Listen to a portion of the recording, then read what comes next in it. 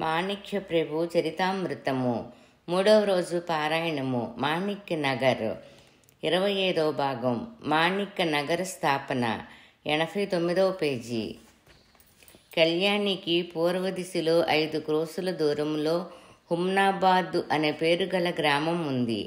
ఈ ఊరికి పశ్చిమ దిశలో 1 మైలు దూరంలో 2 నదుల సంగమ ప్రదేశములో మాణిక్య నగర్ అనే గ్రామ స్థాపన జరిగింది. ప్రభువు ఇంతకు ముందు 2-3 సార్లు ఈ ప్రదేశానికి వచ్చి ఉండిరి. ఈ మాణిక్య నగరానికి తూర్పున హుమ్నాబాదు, పడమర గడవంతి, దక్షిణానికి నది, ఉత్తరానికి దుమ్నాసూర్ 4 వైపులా ఉన్నాయి. 3 గ్రామాల భూమి కలవడం వల్ల మాణిక్య నగర్ స్వతంత్ర గ్రామం అయింది. కానీ ఈ గ్రామానికి హుమ్నాబాద్ గ్రామంతోనే వ్యాపార సంబంధం ఎక్కువగా ఉండేది. దుకాణాలు, బజారు, పోస్టాఫీసు హుమ్నాబాదులోనే ఉండడం వల్ల మాణిక్య నగర్ వాసులకు ఎక్కువగా దీంతో సంబంధం ఉంది. హుమ్నాబాద్ గ్రామం ఇతిహాస ప్రసిద్ధమైనది. దీనిని పూర్వం జయసింగ్ నగర్గా పిలిచేవారు. ధనాజీ జాదవ్ యొక్క పుత్రుడు చంద్రసేన జాదవ్ ఇక్కడ నివసించారు. ధనాజీ జాదవ్ మహారాష్ట్ర రాజ్యంలోని శివాజీ మహారాజు యొక్క పెద్ద సేనాపతి. ఔరంగజేబుతో చివరి వరకు యుద్ధం చేసి రాజ్యాన్ని విడిపించిన వాళ్లల్లో ఈయన అగ్రగణ్యులు. ధనాజీ గుర్రపు సేనను సేనాపతి అయి మంచి యుద్ధవీరుడై ఉండెను. శివాజీని మోగల్ ఖైదీలో నుండి విడిపించుకొని వచ్చే వరకు మరాఠీ రాజ్యాన్ని సంరక్షించిన అగ్రగణ్యుడు. ఇప్పటి హుమ్నాబాదు ఎక్కువ భాగము రాజా రామచంద్ర సత్తాతోనే తయారైంది. హుమ్నాబాద్ భాగంలో రామచంద్ర పేరు ప్రసిద్ధమైనది. హుమ్నాబాద్ ఊరఫ్ జయసింగ్ నగర్లో రాజా రామచంద్ర యొక్క రాజవాడ ఉండేది. ఊరులో అన్ని వైపులా ముఖద్వారంతో పెద్ద పెద్ద కట్టడాలు ఉండేవి. అవి ఇప్పటికీ కనిపిస్తాయి. జయసింగ్ నగర్ వ్యాపారానికి కేంద్రంగా ఉండేది. ఇతిహాసం ప్రకారం హుమ్నాబాదు ఊరఫ్ జయసింగ్ నగర్ 1991 వరకు మరాఠాల చేతుల్లో ఉంది. ప్రస్తుతం హుమ్నాబాదు రాజా రామచంద్ర యొక్క రాజావాడ జీర్ణస్థితిలో ఉంది. ఇక్కడ ఇప్పుడు ప్రభుత్వ కార్యాలయం ఉంది. పూర్వ రాజధాని యొక్క గుర్తులు స్పష్టంగా కనిపిస్తాయి. మరాఠాల ఆదాయంతో ఈ గ్రామం ఉచ్చస్థితిలో ఉండేది. ఇక్కడ వ్యాపారులు అత్యంత శ్రీమంతులై ఉండేవారు. దేశంలోని అన్ని ప్రదేశాల యొక్క సరుకు ఇక్కడికి పెద్ద మొత్తంలో వచ్చేది.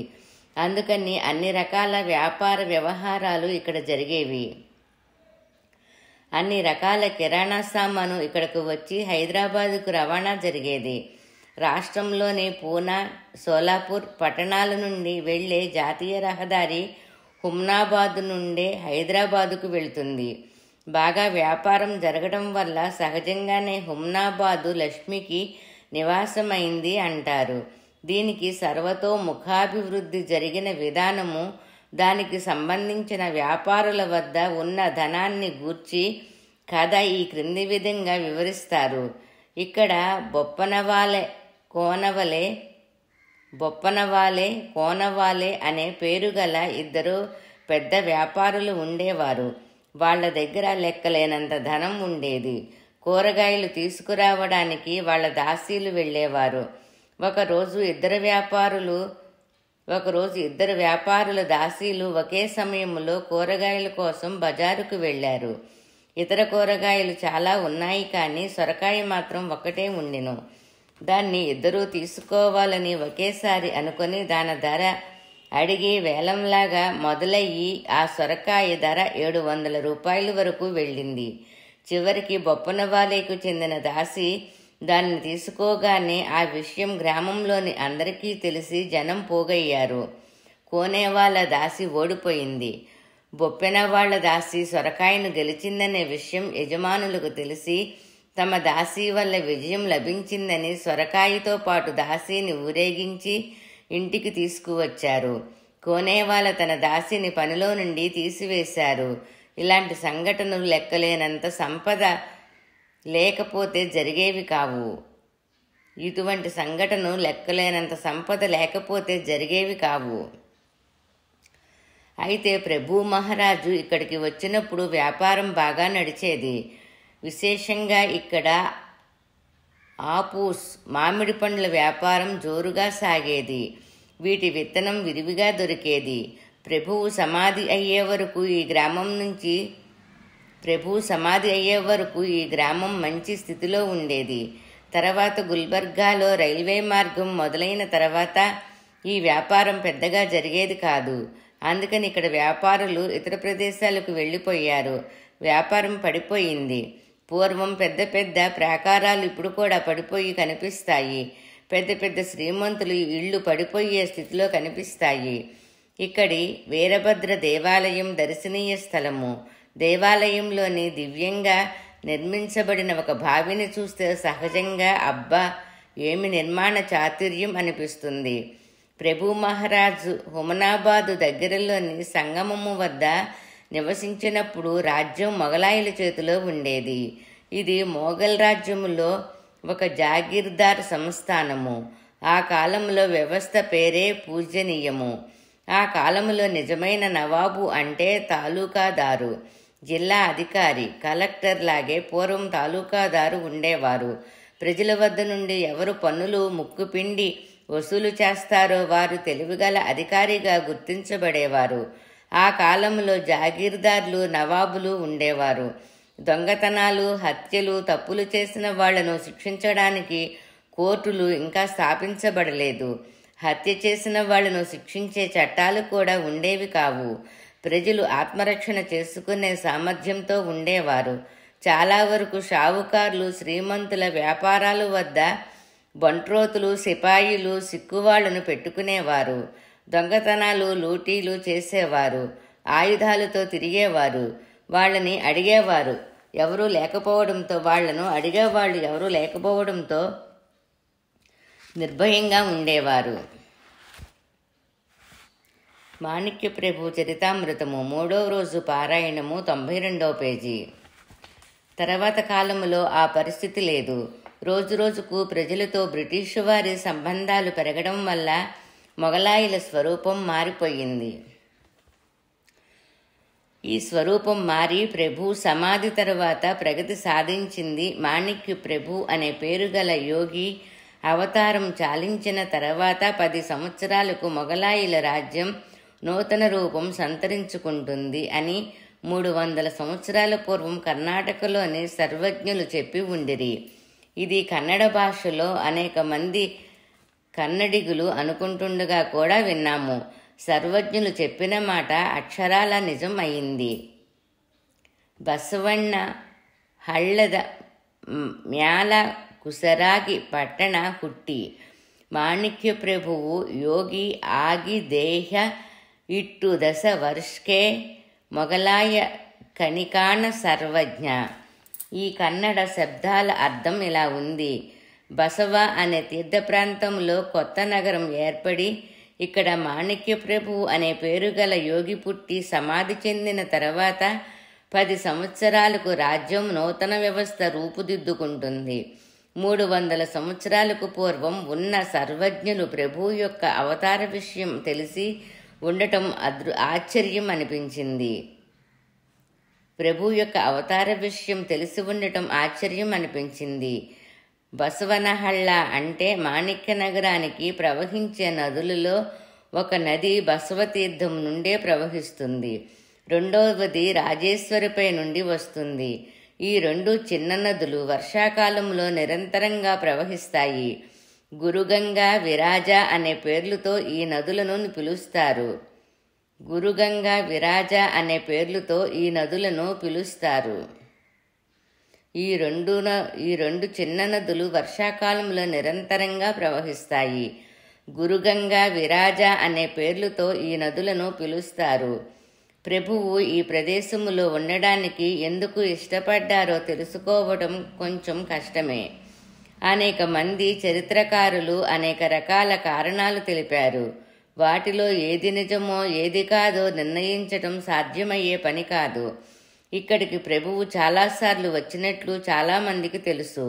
వాటిలో ఏ సమయంలో ఏ సంఘటన జరిగిందో చెప్పటం సాధ్యం కాదు. కానీ రామచంద్రబువ నాసిక నాసిక్కుకర్ అనేవారు పద్యరూపములు వివరించిన చరిత్రలో ఒక అనాథ కుటుంబ రక్షణ కొరకు ప్రభువు ఇక్కడకు వచ్చినట్లు అనిపిస్తుంది. ఆ కథను ముందు వివరించడం జరిగింది. ఒక గృహస్థు తన భార్యాపిల్లలను వెంటబెట్టుకొని 10 మంది కుటుంబ సభ్యులతో హుమ్నాబాదుకు దగ్గరలో గడవంతి గ్రామం దాటిన తర్వాత అరణ్యం మధ్యలోకి చేరుకున్నారు. 3వ రోజు పారాయణము 93వ పేజీ. అక్కడికి హుమ్నాబాద్ 1 మైలు దూరం ఉంది. అక్కడ ఒక పాత శివాలయం, ఒక కుండము ఉండేవి. దట్టమైన చెట్లతో త్రోవలో వెళ్లే మనుషులను దోపిడీ చేయడానికి వీలుగా ఆ ప్రదేశం ఉండేది. శివాలయం చుట్టూ దట్టమైన చెట్లు ఉండటం వల్ల పూజా విధులు జరిగేవి కావు. ఇది దొంగలకు నివాసమయ్యి ఆ దారిలో వెళ్లే వాళ్లను దోచుకొని గాయపరిచేవారు. ఇలాంటి ప్రదేశానికి వచ్చిన ఆ గృహస్థు చీకటి అయిందని అక్కడ వంట చేసుకొని ఉండాలని అనుకున్నారు. కొందరు స్నానాలు చేస్తుండగా కొందరు వంట సామాగ్రి సర్దుతూ ఉన్నారు.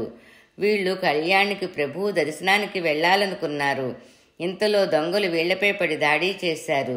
దొంగలు 50 మంది దాకా ఉండి పూర్తి ధనం దోచుకొని చివరికి వాళ్లు ప్రాణం తీయాలనుకున్నారు. దొంగలు కొట్టడం ప్రారంభించారు. అప్పుడు అందరూ ప్రభువును ప్రార్థిస్తూ, ఈ అడవిలో ప్రభువు తప్ప మమ్మల్ని రక్షించే వారెవరున్నారు అనుకుంటూ ప్రభువుని గట్టిగా ప్రార్థించడం ప్రారంభించారు. అటువంటి సంకట పరిస్థితిలో తన భక్తుల కోసం ప్రభువు ప్రత్యక్షమయ్యారు. ప్రభువు స్వరూపం ఆ సమయంలో చాలా విచిత్రంగా ఉండేది. తలపై జరీతో నిండిన హైదరాబాదు పాగా, శరీరంపై జరీ శాలువ యొక్క జుబ్బా, నడుముపై ఆకుపచ్చ పంచ, మెడలో ముత్యాల హారం, చెవులకు పోగులు, చేతిలో ఒక కత్తి లాంటి వస్తువు, ఇంకొక చేతిలో పానీయం త్రాగే పాత్ర, వీపుపై డాలు, నడుముకి తమంచ, చేతిలో తల్వర్, నుదుటిపై దివ్యమైన సుందరకేసరి గంధం, మధ్యలో కస్తూరి తిలకం ధరించి ఆ శివాలయంలో ప్రత్యక్షమయ్యి అక్కడ ఉన్న గద్దెపై హుక్కా త్రాగుతూ కూర్చున్నారు. వారిని చూడగానే ఆ దొంగలకు ఈ బీదవాళ్లను ఎంత దోచుకున్నా ఏమీ దొరకదు, కానీ ఈ శ్రీమంతుడిని దోచుకుంటే చాలా దొరుకుతుందని అనుకొని అందరూ ప్రభువుపై పడి తమ ఆయుధాలను ప్రభువుపై ఎత్తి పట్టుకున్నారు. ఆ సమయంలో ఆ దొంగల చేతులు ఎలా ఎత్తారో అలాగే పైన ఉండిపోయాయి, కిందకి రావడం లేదు. కొందరి తలలు పైకెత్తినవి అలాగే ఉండిపోయాయి. దాంట్లో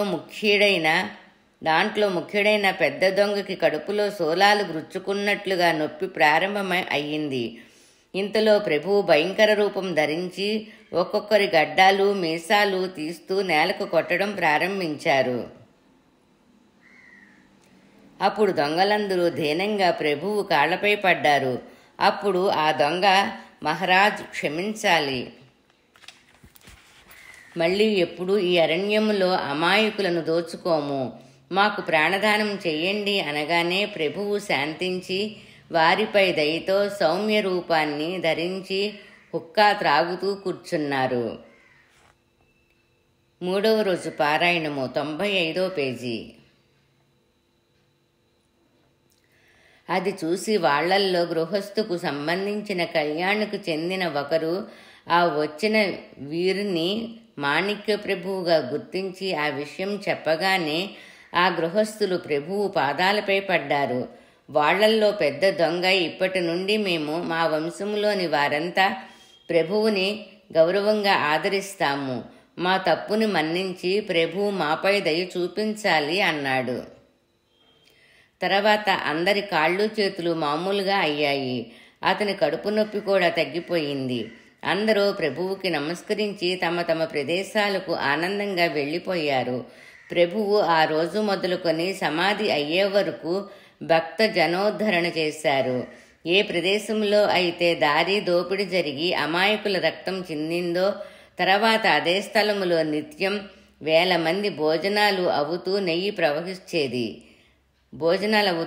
ప్రవహించేది. ఏ నిస్సహాయ కుటుంబం కష్ట నివారణ కోసం ప్రభువు ప్రత్యక్షమయ్యారో ఆ కుటుంబానికి దరిద్రం నుండి ముక్తి కలిగింది. ఆనందపరిచి వారిని వారి స్వస్థలానికి పంపించారు. మరొక చరిత్రకారుడు ఇంకో విధంగా వ్రాశారు. కొన్ని రోజుల తర్వాత ఝరణి, నృసింహ, బీదారు ప్రాంతాల్ని పావనం చేసి ప్రభువు మండలి బాల్కీ గ్రామం నుండి కళ్యాణికి వెళ్లాలనే ఉద్దేశంతో తనతో ఉన్న శిష్యులనందరినీ పంపించి మేనాను మోసే బోయవాళ్లను మాత్రం తనతో ఉంచుకొని మేనాలో వెళ్తుండగా దట్టమైన అరణ్యములో బోయిలు అతి కష్టంతో త్రోవ చేసుకుంటూ వెళ్తుండగా మేనా ఒక వేగు చెట్టు సందులో ఇరుక్కుపోయింది. అప్పుడు బోయిలు ప్రభువుతో మేనా ముందుకు వెళ్ళడానికి దారి లేదు అనగానే, సరే మనం ఇక్కడే ఉందాం, మనం నివసించే స్థలం ఇక నుండి ఇదే అంటూ ప్రభు మేనా నుండి బయటకు వచ్చారు.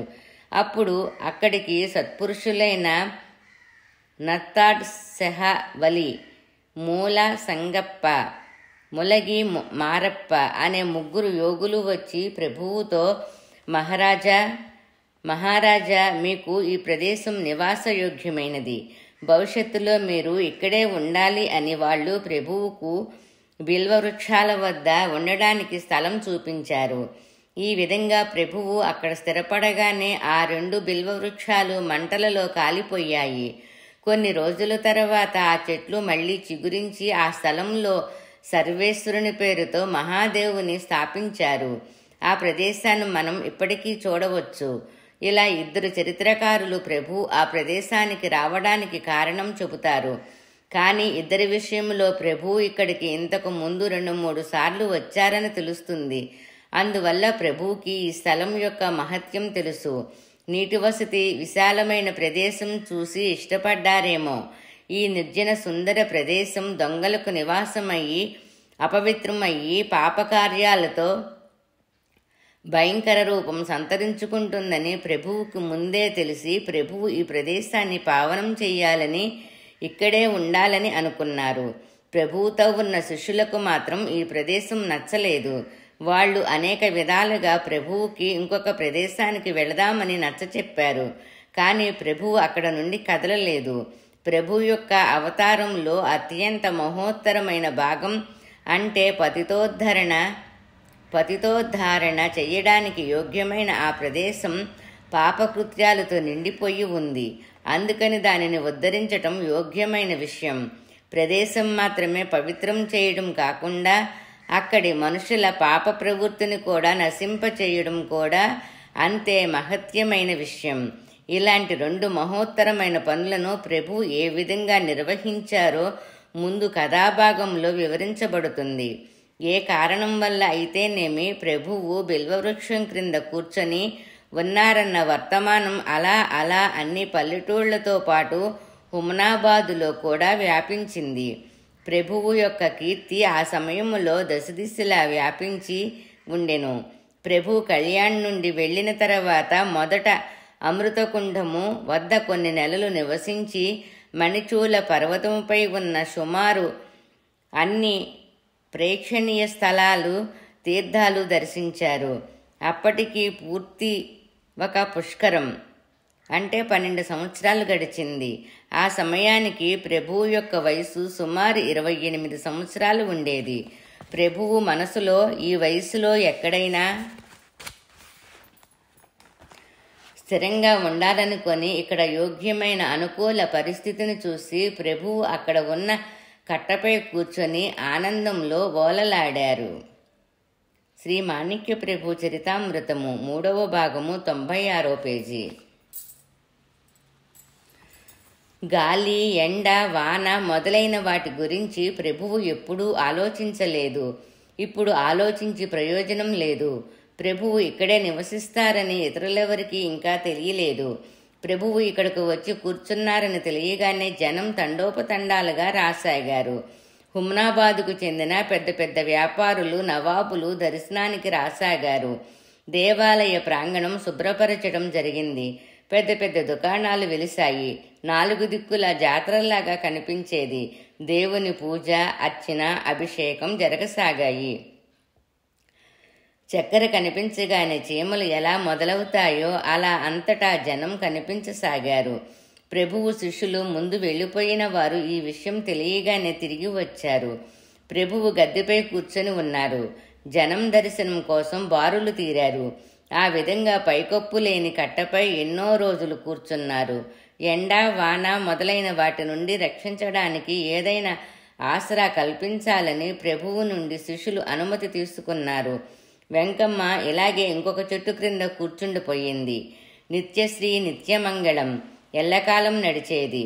భక్తులకు దర్శనం ఇచ్చి వాళ్ళు మనోవాంఛలను తీరుస్తూ మానసిక పీడలను నివారణ చేసే ప్రభువుపై భక్తులకు అపారమైన ప్రేమ ఉండేది. ప్రభువు సమక్షములో అన్నపానీయాలు కూడా వారికి గుర్తుకు వచ్చేవి కాదు. ప్రభు మహారాజు ఆ స్థలంలో వచ్చి కూర్చున్న తర్వాత కొన్ని రోజుల్లోనే ఆ స్థలానికి పవిత్రత వచ్చింది. ముందు పగలు కూడా ఆ ప్రదేశానికి రావడానికి భయపడేవారు. కానీ ప్రభు మహారాజు వచ్చిన తర్వాత జనంతో నిండిపోయి ప్రభు నామంతో ఆ ప్రదేశం ప్రతిధ్వనించిపోయింది. కళ్యాణ్ నుండి మాతృశ్రీ భయమ్మ, దాదాసాహెబ్ కూడా మాణిక్ నగర్ వచ్చారు. చిన్న తమ్ముడైన తాత్యా మహారాజు ఉత్తమ శిక్షణ ముగించి కళ్యాణ్ యొక్క నవాబుల సంస్థానములో మంచి పదవిలో ఉండిరి. వారు కూడా ప్రభు దర్శనానికి వచ్చారు. దాదా మహారాజు ప్రయత్నం ఫలించి ఆ ప్రదేశంలో అన్ని వైపులా చిన్న చిన్న గుడారాలు వేయబడ్డాయి. ప్రభు దర్శనానికి వచ్చేవాళ్ళు కొందరు ఆ హుమనాబాదులో ఉండి దర్శనానికి ఇక్కడికి వచ్చేవారు. రావడం పోవడం కష్టం అనిపించి ఇక్కడే ఉండి పోవాలని అనుకునేవారు. రోజు రోజుకు ప్రభువు ఇక్కడికి వచ్చిన విషయం అందరికీ తెలిసి చాలా జనం రోజు రోజుకి ప్రభువు ఇక్కడికి వచ్చిన విషయం అందరికీ తెలిసి చాలా జనం పోగయ్యి రద్దీ మొదలైంది. 97వ పేజీ. శ్రీ మాణిక్య చరితామృతము 3వ రోజు పారాయణము. వీరిలో అన్ని కులాలు మతాల వారు ఉండేవారు. ముస్లిం అధికారులు కూడా దర్శనానికి వచ్చేవారు. ప్రభువుని ఒకసారి దర్శించగానే వారి అగాధ సామర్థ్యం తెలుసుకొని వాళ్ళు కూడా ప్రభు భజన చేసేవారు. ఆ సమయంలో హుమ్నాబాద్, గడవంతి, దుమ్నాసూర్ ఈ 3 ఒకే నవాబు ఆధీనంలో ఉండేవి. 3 గ్రామాల సరిహద్దుల మధ్య ప్రభువు కూర్చొని ఉండడం వల్ల ఆయా గ్రామాల ప్రజలు ప్రభువు తమ గ్రామ సరిహద్దుల్లో ఉన్నారని అభిమానం చూపించేవారు. ప్రభువు ఈ ప్రదేశంలోనే నివసించాలని మనసులో సంకల్పం కలిగి అందరూ కలిసి ప్రభువుకి విన్నవించుకున్నారు. ప్రభువుతో ఉన్నవాళ్లకు మాత్రం ఈ ప్రదేశం ఇష్టమవలేదు. కానీ ప్రభువు ఇష్టానికి విరుద్ధంగా ఎవరూ ఏమీ చెయ్యలేరు. 3 గ్రామాల దైవ ప్రార్థన గ్రామదేవత ఫలించి ఆ గ్రామాలు తమ హద్దులలోని భూమిని ప్రభువు యొక్క కొత్త నగరానికి కొంత ఇవ్వడం వల్ల మాణిక్య నగర్ స్థాపనకు సహాయపడింది. ముస్లిం అధికారులకు కూడా ఈ విషయం అంగీకారమయ్యి అందరికీ అనుకూలంగా జరిగింది. పెద్ద సమారంభంతో నగర స్థాపన జరిగి దత్తగాది ఏర్పాటయ్యింది. ఒక గుడారములో గాది యొక్క స్థాపన జరిగింది. ప్రభు కోసం ఒక గుడారం వేయబడింది. ప్రభు కోసం శిష్యమండలి గాది తయారు చేయడం వల్ల అప్పటి నుండి ప్రభు దానిపై కూర్చునేవారు. గుడారం మండపంలాగా చేయడం వల్ల దానికి దర్బారు స్వరూపం వచ్చింది.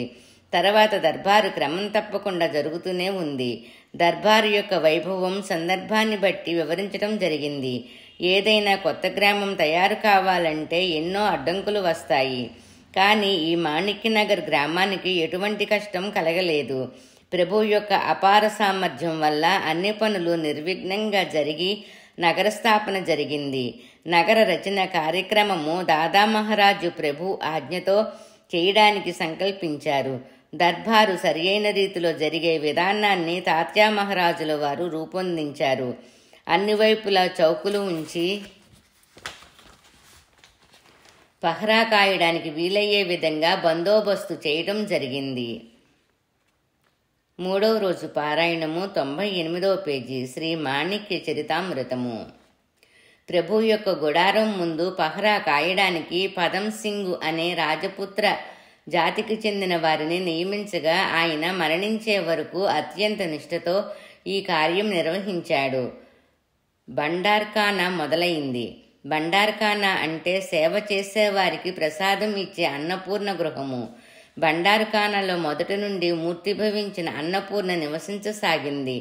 అన్నపూర్ణాదేవి యొక్క సాక్షాత్కారం ఇప్పటికీ ఇక్కడ అనుభవంలోకి వస్తుంది. బండార్ఖానాలో నిత్యం వేల మందికి అన్నం వండబడేది. కానీ ప్రభువు పంక్తిలో కూర్చొని ఎప్పుడూ భోజనం చేసేవారు కాదు. పంచభక్ష పరమన్నాలతో భక్తజనుల కోసం చేసినవి ప్రభువు ఎప్పుడూ తినేవారు కాదు. ప్రభువు జోళీలో వచ్చిన అన్నంలో నుండి రొట్టెను తీసుకొని ఆకలి తీర్చుకునేవారు. 2 బ్రహ్మచారులు హుమ్నాబాదు వెళ్లి వండిన వాటిని భిక్షగా తీసుకువచ్చిన జోళీలోని పదార్థాలే గాది దత్తపీఠంకి ముఖ్య నైవేద్యం. ఆ జోళీలోని జొన్న రొట్టె, వెల్లుల్లి వేసి చేసిన పల్లీలు పొడి ప్రభువుకి ఇష్టమైన పదార్థాలు. రాజేశ్వర్యరాలు, అష్టసిద్ధులు ప్రభువు ముందు చేతులు కట్టుకొని నిలబడ్డా కూడా ప్రభువు వాటిని విరక్తితో చూడటములో ఆవగింజంత కూడా తేడా కనిపించదు. జోళీ హుమ్నాబాదుకు మాత్రమే వెళ్లేది. హుమ్నాబాదుకు చెందిన బ్రాహ్మణులు ప్రేమతో జోళీ కోసం ఎదురు చూస్తూ రోజు కొత్త కొత్త పదార్థాలను తయారు చేసి ప్రభువు తినాలని జోళీలో వేసేవారు. ఈ జోళీని ప్రజలు అత్యంత ఆదరంతో చూసేవారు. జోళీపై ఇప్పటికీ ప్రజలకు భక్తి అలాగే ఉంది. ఇతర గ్రామాల ప్రజలు రుచికరమైన పదార్థాలు చేసుకుని తలపై పెట్టుకొని 4 క్రోసుల దూరం నుండి నడుచుకుంటూ వచ్చి ప్రభువుకు నివేదించేవారు.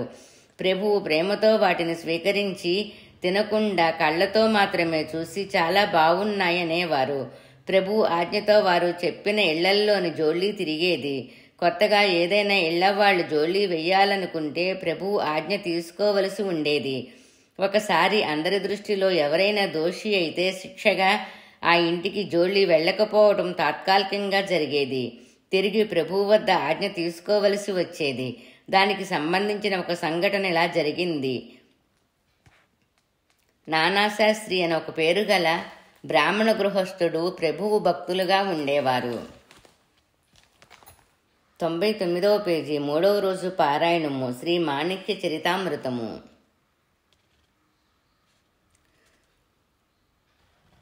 నానాశాస్త్రి అనే ఒక పేరు గల బ్రాహ్మణ గృహస్థుడు ప్రభు భక్తులుగా ఉండేవారు.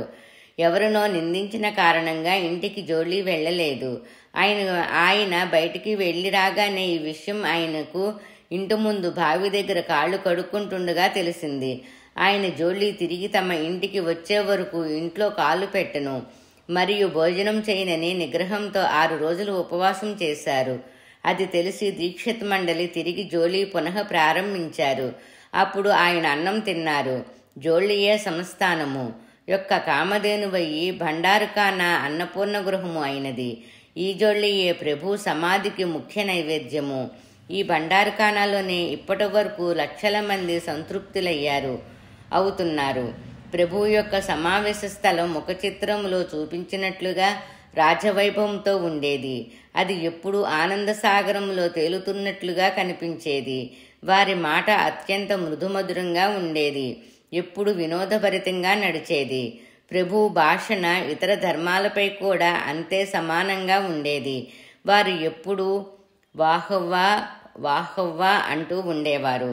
ఆ కాలమున హుమ్నాబాదులో గులాం ముస్తఫా ఖాన్ అనే తాలూకాదారు ఉండేవారు.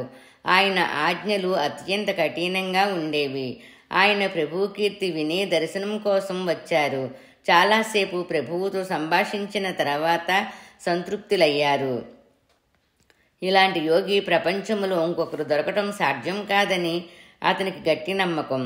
ఒక మౌల్వీకి ఉండాల్సిన జ్ఞానం కంటే ఉర్దూ పార్సీలో ప్రభువుకి ఉన్న జ్ఞానం చూసి చకితులయ్యారు. ముస్లిం ధర్మం యొక్క రహస్యం ప్రభువుకే తెలిసిందని ఆయనకు అనిపించింది. ప్రభువుపై అత్యంత అభిమానం ఏర్పడింది. కానీ తను ముస్లిం, ప్రభువు హిందువని ఆయన మరవలేదు. ప్రభువు ముస్లిం అయితే బాగుండేది అని అతనికి అనిపించింది. అప్పుడు అతను ప్రభువుతో వినయంగా, మహారాజ్, మీరు ముస్లిం అయితే ఈ క్షణములో నేను మీ శిష్యుణ్ణి అయ్యేవాణ్ణి. మహారాజ్, మీరు ముస్లిం అయితే ఈ క్షణములో నేను మీ శిష్యుణ్ణి అయ్యేవాణ్ణి. ఇది విని ప్రభువు నవ్వుతూ, నాకు ముస్లిం అవ్వాలనిపిస్తుంది, కానీ ఏం చేయాలి? రబ్ ఊల్ ఆల్మిన్ ఇలా అల్లా ఖురాన్లో అన్నారు. ఇది మాత్రం నాకు తెలుసు. కానీ రబ్ ఊల్ ముసల్మీన్ అన్నారని ఎక్కడా నాకు కనిపించలేదు. ఈ మాట అబద్ధమైతే నాకు తెలపండి. ఇది వినగానే ఆ ముస్లిం ఏ జవాబు ఇవ్వలేక సిగ్గుతో తల వంచుకున్నాడు. ఈ సమాధానం అత్యంత మర్మమైనది. శ్రీ మాణిక్య ప్రభు చరితామృతము 100వ పేజీ 3వ రోజు పారాయణము. రబ్ ఊల్ ఆల్మిన్ అంటే విశ్వం యొక్క అధిపతి.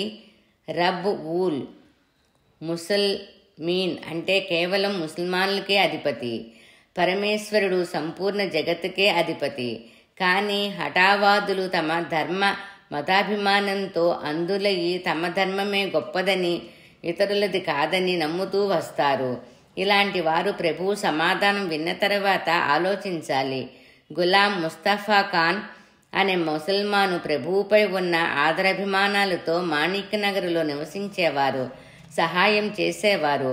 ప్రభువు మొదట ఏ బిల్వ చెట్ల క్రింద కూర్చొని ఉండిరో అకస్మాత్తుగా ఆ చెట్లు మధ్యాహ్న సమయంలో అందరి ముందే కాలిపోయాయి. పచ్చగా ఉన్న చెట్లు కాలిపోవడం చూసి అందరూ విస్మయులయ్యారు. దీని మర్మం ఎవరికీ తెలియలేదు. ముందుగా ప్రభువు ఎక్కడైతే కూర్చున్నారో ఆ చెట్లు కాలిపోవడం వల్ల ఎంతో మందికి ఇది అరిష్టంగా అనిపించి ప్రభువు ఈ ప్రదేశం విడిచి వెళ్లాలనుకునేవారు పోగయ్యారు. ప్రభువు ఇంత సామర్థ్యులై ఉండి బిల్వవృక్షాలు కాలిపోవటం మంచిది కాదని భక్తులు దాని గురించి ప్రభువుని అడిగారు. వాళ్ల ఆలోచన ప్రభువు తెలుసుకొని, చూడండి, మీరంతా శంకర భక్తులు. మీరు ప్రయత్నిస్తే కాలిన ఈ బిల్వవృక్షాలు సజీవమవుతాయి. 8 రోజులు చెట్లు ఉన్న ప్రదేశంలో పాలతో అభిషేకం చేసి చూడండి. మీ భక్తికి శంకరుని ప్రసన్నత కలుగుతుంది అన్నారు. కొంతమంది అలాగే చేశారు. ఆశ్చర్యంగా ఆ చెట్లు పూర్వంలాగా తిరిగి చిగురించాయి. ఈ సంఘటన చాలామంది సమక్షంలో జరిగింది. కొందరు చూసేవారికి వృక్షంపై ఉన్న బ్రహ్మరాక్షసులకు ప్రభు దర్శనంతో స్పర్శతో ముక్తి లభించిందని అర్థమైంది. ప్రభు నివాసము ఇక్కడ స్థిరమైనప్పటి నుండి శిష్యమండలి నిత్య కార్యక్రమాలు నిర్ధారించబడ్డాయి. ప్రభు సోదరుల ఆజ్ఞానుసారం నిత్య పూజ, అర్చన, నైవేద్యం, హారతి ప్రభు ముందు మరియు గాది ముందు జరిగేవి. 7 వారాల భజనలు తయారయ్యాయి. వారంలో ఆ రోజు దేవత యొక్క భజన గాది ముందు చేయబడి నిర్ధారించిన హారతి జరిగి సేజారతి జరిగిన తర్వాత నిత్య కార్యక్రమాలు ముగిసేవి. సేజారతి నిత్యపఠన క్రమం గ్రంథస్థం చేయబడ్డాయి. భజనలో సర్వశిష్య మండలి సేవకులు పాల్గొనేవారు. అన్ని తాత్యా మహారాజులు వారు క్రమ పద్ధతిలో జరగాలని చెప్పడం వల్ల అందరూ అలాగే నడుచుకునేవారు. గాది ముందు ఏదైతే ధనం పోగవుతుందో అది బయ్యమ్మ కుటుంబ యోగక్షేమాలకు వినియోగించుకునేవారు. బండార్ఖాన్లోని అన్నపూర్ణ అందరికీ అన్నాన్ని సంపూర్తిగా అందిస్తుండేది. 2 నదులు సమృద్ధిగా నీటి వసతి కలుగచేస్తుండేది. ఎండాకాలంలో చిన్న చిన్న బావులు తయారయ్యి త్రాగే నీరు రుచికరంగా తీయగా దొరికేది. ఎన్నో దకాల వ్యవస్థ పూర్తిగా జరిగి ప్రభు సామర్థ్యంతో వస్త్రాలకు లోటు ఉండేది కాదు. 3వ రోజు పారాయణము 101వ పేజీ. ఈ విధంగా ప్రభువు అన్నపానీయ వస్త్రాల లోటు లేకుండా భక్తుల యోగక్షేమాలు చూసేవారు. పాడుబడ్డ నిర్జన అరణ్య ప్రాంతంలో సంపూర్ణ సర్వ సౌఖ్యాలు లభించసాగాయి. ఎక్కడైతే మనుషుల అస్థికలు ఎముకలు పడుతుండేవో అక్కడ ఏనుగులు తిరుగుతున్నాయి. ఎక్కడైతే దొంగల భయంతో మెడలు తెగబడనో ఆ ప్రదేశంలో ఎక్కడైతే దొంగల భయంతో మెడలు తెగబడేవో ఆ ప్రదేశంలో రాత్రింబవళ్ళు ఉయ్యలు ఊగుతూ చంటి పిల్లల తల్లులు మధుర గానామృతాలు వినిపించసాగాయి. గాది స్థాపన జరిగిన రోజు చాలా మహోత్తరమైన రోజు. దత్తాత్రేయుల ఆది భౌతిక, ఆది దైవిక మరియు ఆధ్యాత్మిక శక్తి శ్రీ ప్రభువు, దాదా మహారాజ్ మరియు తాత్యా మహారాజు ఈ 3 సోదరుల రూపంలో ప్రకటితమైంది. ఈ 3 రకాలైన సామర్థ్యం ఈ సోదరుల రూపంలో భిన్నంగా ఉండి గాది రూపంలో ఏకరూపమైంది. అవధూత దత్తాత్రేయులు ప్రభువై ఉండిరి. ప్రభు గాది స్థాపన జరిగిన రోజు శ్రేష్టమైన దనటం సహజం. ఎవరో అదృశ్య పురుషుడు భక్త కార్య బిరుదావళి ఉచ్చస్వరంలో అన్నారు అని అంటారు. సంప్రదాయానికి ఒక మూర్తిత్వం వచ్చింది. ఆ రోజే ప్రభు దర్శనం అవగానే భిన్న మతాల భిన్న ఆలోచనలతో ఐక్యత కనిపిస్తుంది. అది అన్నిటికంటే అద్భుత చమత్కారం. శైవ మతవాది శైవ మతవాది లోకులకు ప్రభువు శంకర రూపములో, లింగాయత్తు జనులకు బస్వేశ్వరుని రూపములో, శక్తి ఉపాసన చేసేవారికి ప్రభువు సాక్షాత్తు దేవీ రూపములో కనిపించేవారు. అగ్నిహోత్రి బ్రాహ్మణులకు సాక్షాత్తు అగ్నినారాయణ ప్రభువు రూపములో కనిపించారు. కొందరికి సూర్యుడుగా దేదీప్యమానంగా కనిపించేవారు. ధార్మికులకు తమ ధర్మం యొక్క ఉజ్వల స్వరూపం ప్రభువు ఉన్న ప్రదేశంలో కనిపించేది. ఇదే లోకోత్తరమైన చమత్కారం. సర్వధర్మాల వారు, మతాల వారు తమదే గొప్పదన్న మర్మాన్ని వీడి ఆత్మీయ భావనతో ప్రభువు వైపు చూసేవారు. ప్రభువు యొక్క బిరుదావళిలో ప్రథమ పదం భక్తుల యొక్క మనోకాంక్షలు పూర్తి చేయడం. భక్త కార్య కల్పద్రుమ. దీని అనుభవం ప్రభువు బాల్యంలోనే జనులకు వచ్చింది. చివరి పదం సకల మత స్థాపిత సద్గురు. ఈ పదం యొక్క అనుభవం ఇప్పుడు పూర్తి అవగతమైంది. శ్రీ మాణిక్య చరితామృతము 102వ పేజీ. బిరుదావళిలో ప్రతి పదం ప్రభువుకి సంబంధించిన అన్వయించబడుతుంది. జనం దాని పూర్తి మహత్యం తెలుసుకున్నారు కాబట్టి అందరూ ఒకే కంఠంతో, ప్రేమతో నిండిన అతఃకరుణతో ఈ బిరుదావళిని అంగీకరించారు. మాణిక్యనగర్ యొక్క స్థాపన, గాదీ స్థాపన ఉత్సాహభరితంగా పెద్ద సమారంభంతో జరిగి కొన్ని సంవత్సరాలు గడిచిపోయాయి. ప్రభువు యొక్క కీర్తి అన్ని వైపులా వ్యాపించి ఆ సేతు హిమాచలం ప్రాకిపోయింది. బిరుదావళి యొక్క గర్జన అఖండంగా నడుస్తూనే ఉంది. మట్టితో కట్టి గోనెసంచులతో కప్పబడిన ప్రదేశములో గాదీ స్థాపన జరిగెను. కానీ ప్రస్తుతం ఆ ప్రదేశములో లక్షల రూపాయల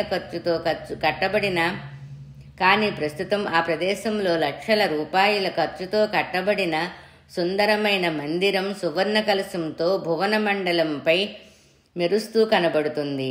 ప్రథమంగా గోనెసంచులు గుడిసెలతో నిండిన మాణిక్యనగర్ ప్రస్తుతం ఆకర్షణీయమైన సర్వోత్తమమైన క్షేత్రమైంది.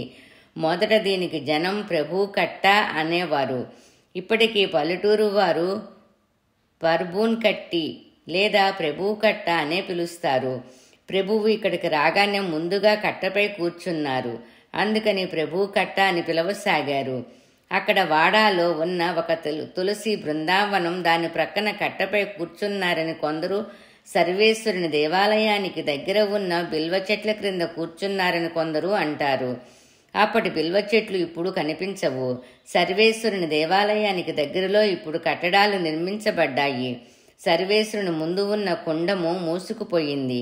ఇప్పుడు ప్రభువు సమాధి ఉన్న ప్రదేశములో ప్రభువు నివసించే గది ఉండేది. అప్పటి మాణిక్యనగర్కి, ప్రస్తుత మాణిక్యనగర్కి, భూమికి, ఆకాశానికి ఉన్నంత తేడా ఉంది. భవిష్యత్ కాలంలో ఇంతకంటే ఉజ్వలంగా ఉండవచ్చు. ఆ సమయంలో ఈ నగర స్వరూపం ఎలా ఉంటుందో ఎవరు చెప్పగలరు? గ్రామంలో నివసించిన తర్వాత గ్రామంలో తప్పకుండా ఉండాల్సిన వాటి గురించి ఆలోచించవలసి వచ్చింది. అన్నివైపులా సిపాయిలు ఉండడానికి, పహరా కాయడానికి స్థలాలు, చౌకులు నిర్మించడం జరిగింది. దేవస్థానములో సౌకర్యాలు కల్పించడం జరిగింది. కళ్యాణ్ నుండి ప్రభువుతో ఆటలాడిన వారు వచ్చారు. వాళ్లకు ప్రభువు బాధ్యతాయుత పనులను అప్పచెప్పారు.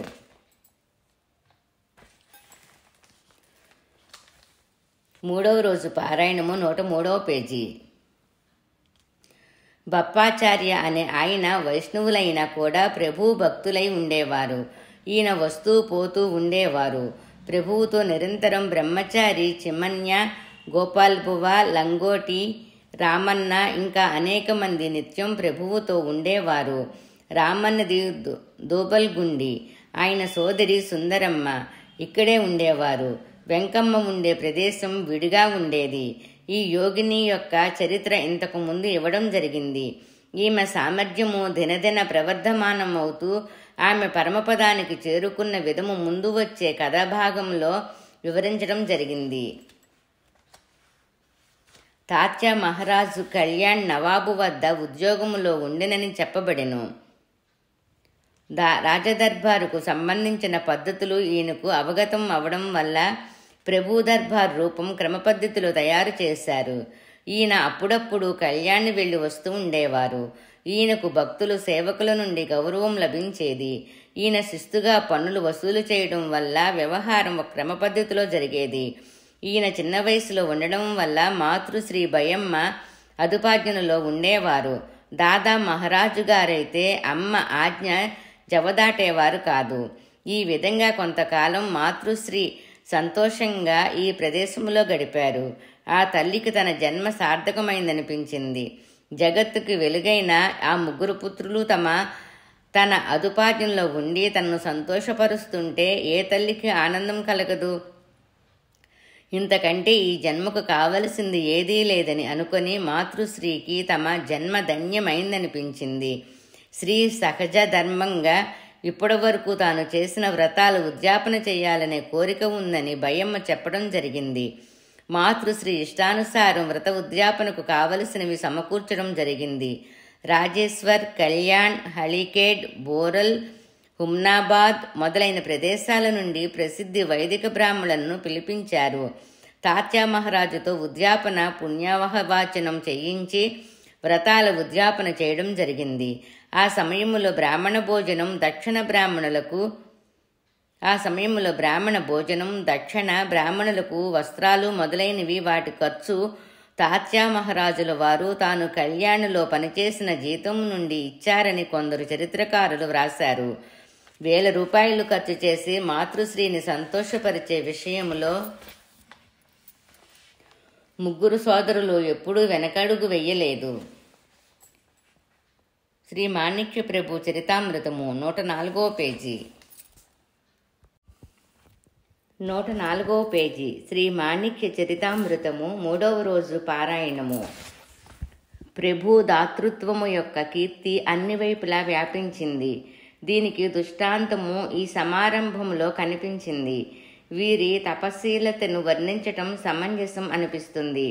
భోజనం మరియు దక్షిణతో బ్రాహ్మణ వర్గం సంతుష్టులయ్యారు. ఇతరులు మహాప్రసాదం దొరికిందని సంతోషపడ్డారు. ప్రభు కుటుంబంలో మొదటిసారిగా చేసిన శుభకార్యము నిర్విఘ్నంగా సంతోషంగా జరగడం వల్ల మాతృశ్రీ భయాదేవితో పాటు భక్తమండలి ఆనందభరితులయ్యారు. ఈ విధంగా సాగిన కార్యక్రమములో భాగస్థులైన భక్తజనులు ఉద్యాపన కొరకు వచ్చిన స్త్రీ పురుషులు రోజంతా పడిన శ్రమతో రాత్రి గాఢంగా నిద్రపోగానే అక్కడ నిశ్శబ్ద వాతావరణం కనిపించింది. ప్రభు దర్బారులో ఉద్యాపనలో సంభావన దొరకటం వల్ల సంతోషంతో ఏ ఇతర ఆలోచన లేక నిద్రించారు. ఇదే అదును అనుకొని కొంతమంది దొంగలు దోచుకోవడానికి ప్రయత్నం ప్రారంభించారు. అందరూ తమ భార్యాబిడ్డలతో దగ్గర ఉన్న నగదు బంగారం మూటలో పెట్టుకొని తల క్రింద పెట్టుకున్నారు. కృష్ణపక్షం అవడం వల్ల చాలా చెట్లు గుబురుగా ఉండడం వల్ల ఒకరికి ఒకరు తోడు లేకుండా ఖాళీ స్థలములో పడుకొని ఉండిపోయారు.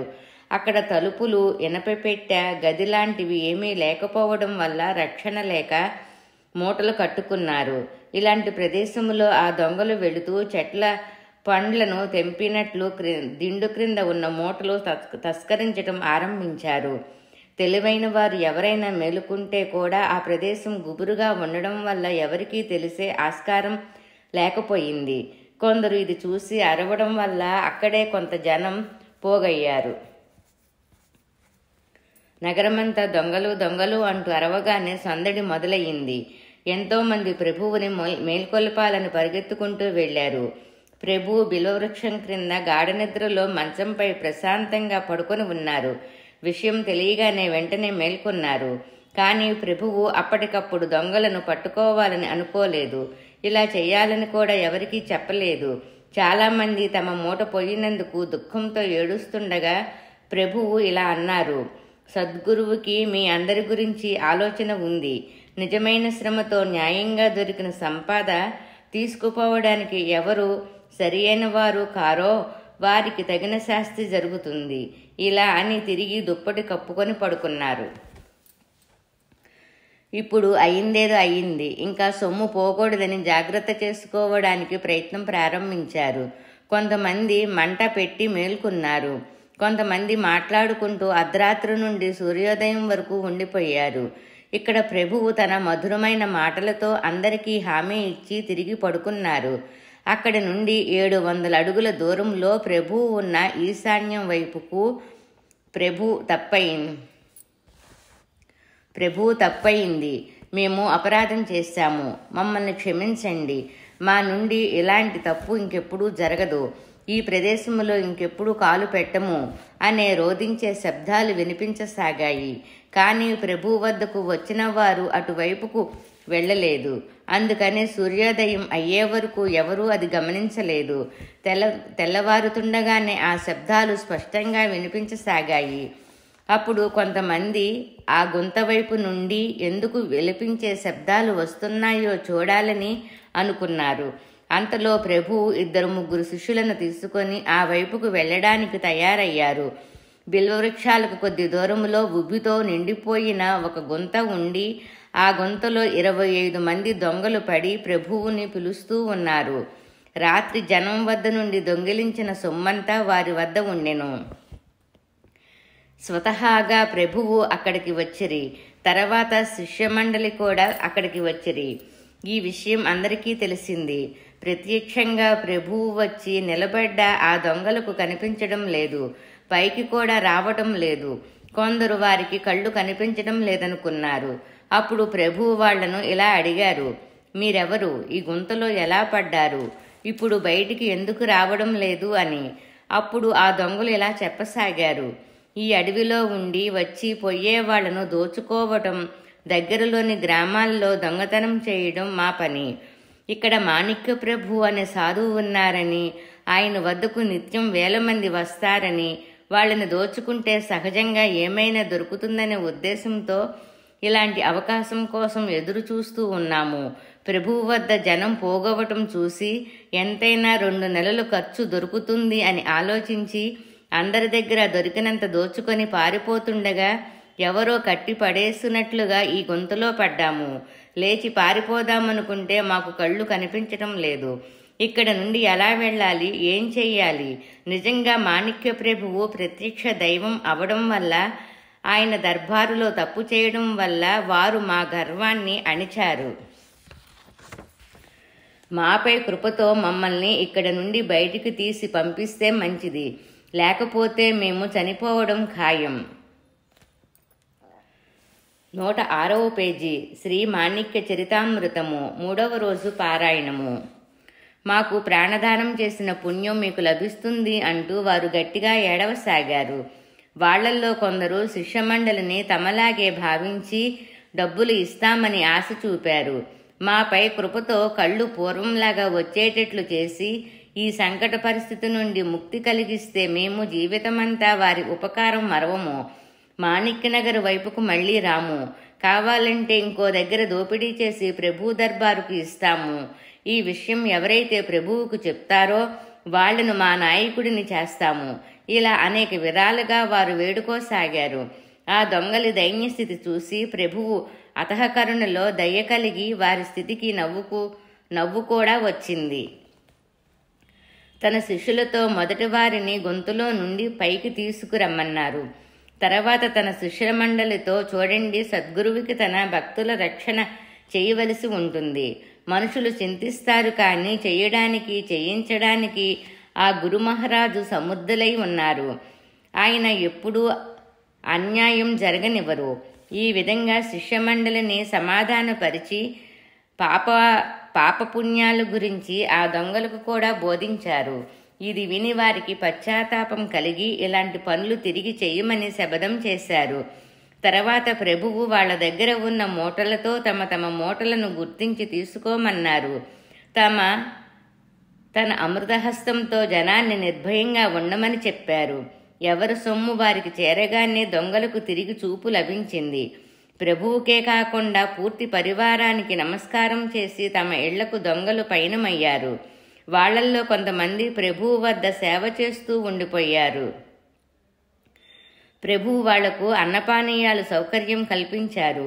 ఇంటికి వెళ్లిన వారు కూడా చెడ్డ పనులు చేయకుండా ఉద్యోగాలు చేస్తూ మంచిగా ఉండసాగారు. దొంగల యొక్క నీచత్వాన్ని ఇలా భంగం చేయడం వల్ల ఎలాంటి చింత లేకుండా పోయింది. ఏ గుంతలో అయితే దొంగలు పడ్డారో ఆ గుంతను ఎక్కువగా త్రవ్వించి దాదాసాహెబ్ మహారాజు గారు జనం కోసం మంచినీళ్లు త్రాగటానికి బావి కట్టించారు. దానికి మాణిక్య బావి అని పేరు పెట్టారు. ఈ విధంగా అన్నవస్త్రాల వసతి ప్రభువు యొక్క సమర్థత వల్ల జరిగింది. ఒక విషయం ఏమిటంటే ఈ ప్రదేశంలో కుటుంబంతో ఉండడానికి వీలు లేదు. ఇక్కడ ఉండేవాళ్లు బ్రహ్మచర్యం పాటించాలి. ఈ ప్రదేశం అభివృద్ధి చెందడానికి ఇది ప్రతిబంధకంగా ఉండేది.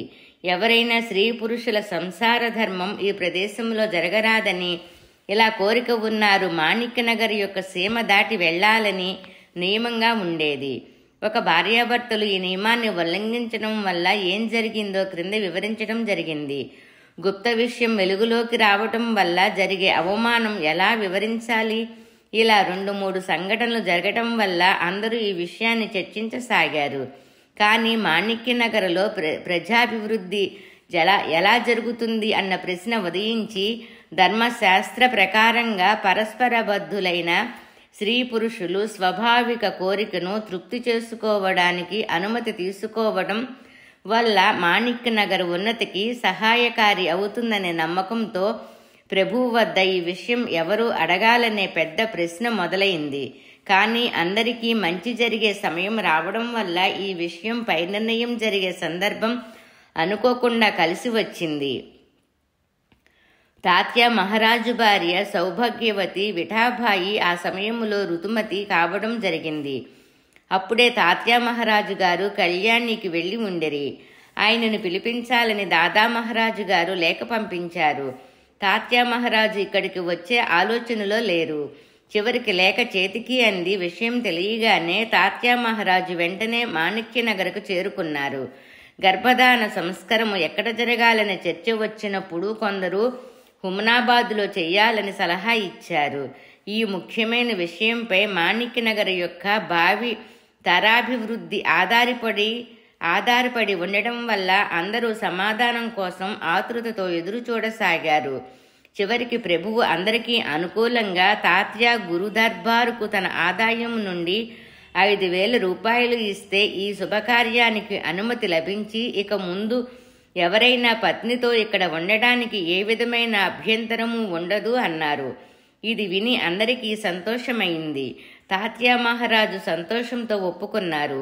ఈ విధంగా అందరికీ సకుటుంబంగా మాణిక్యనగరులో ఉండడానికి వీలు కలిగింది. ఈ విధంగా నగరము నివాసయోగ్యమయ్యి ఇక్కడ ఉండేవాళ్లకు ఉత్సాహం కలగసాగింది.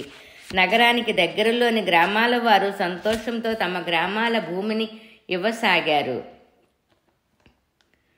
108వ పేజీ శ్రీ మాణిక్య చరితామృతము 3వ రోజు పారాయణము.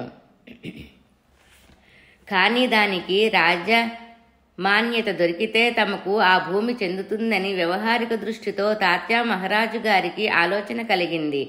కానీ ప్రభు సామర్థ్యంతో దీనికి పరిష్కారం లభించింది.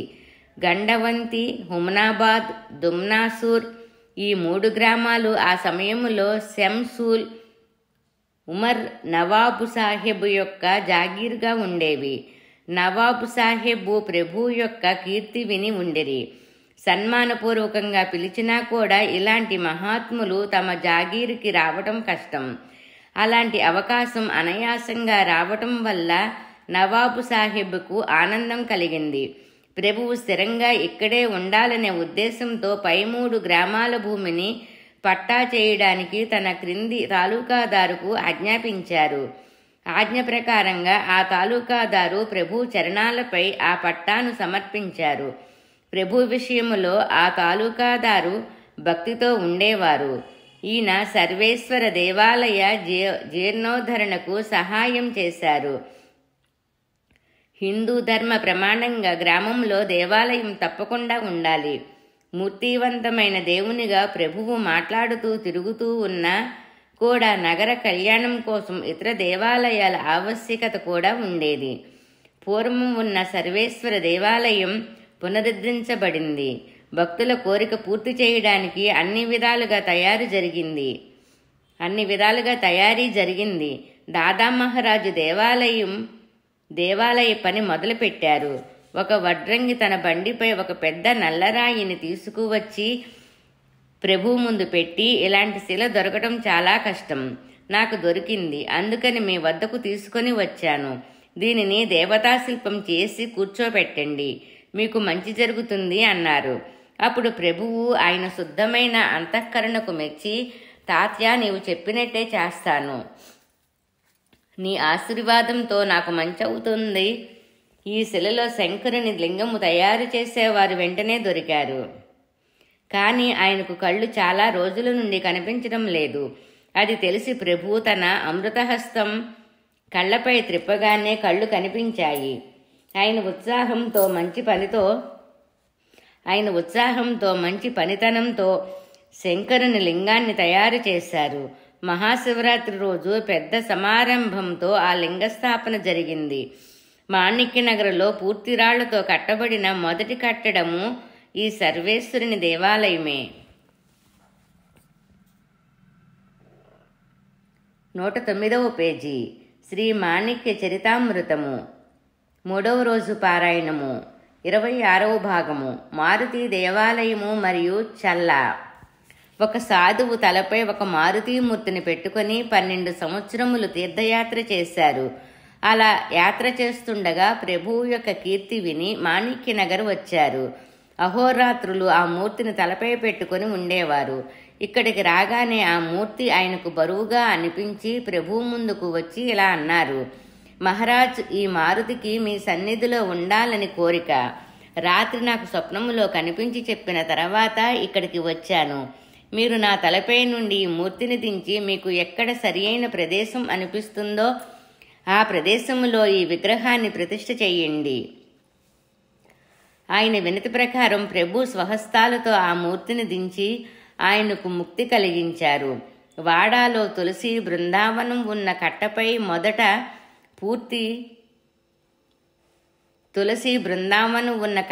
మొదట మూర్తి పెట్టబడింది.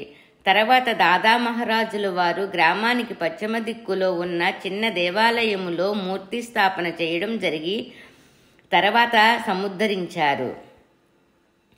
ఈ విధంగా చిన్న పెద్ద నిర్మాణాలు జరపబడ్డాయి.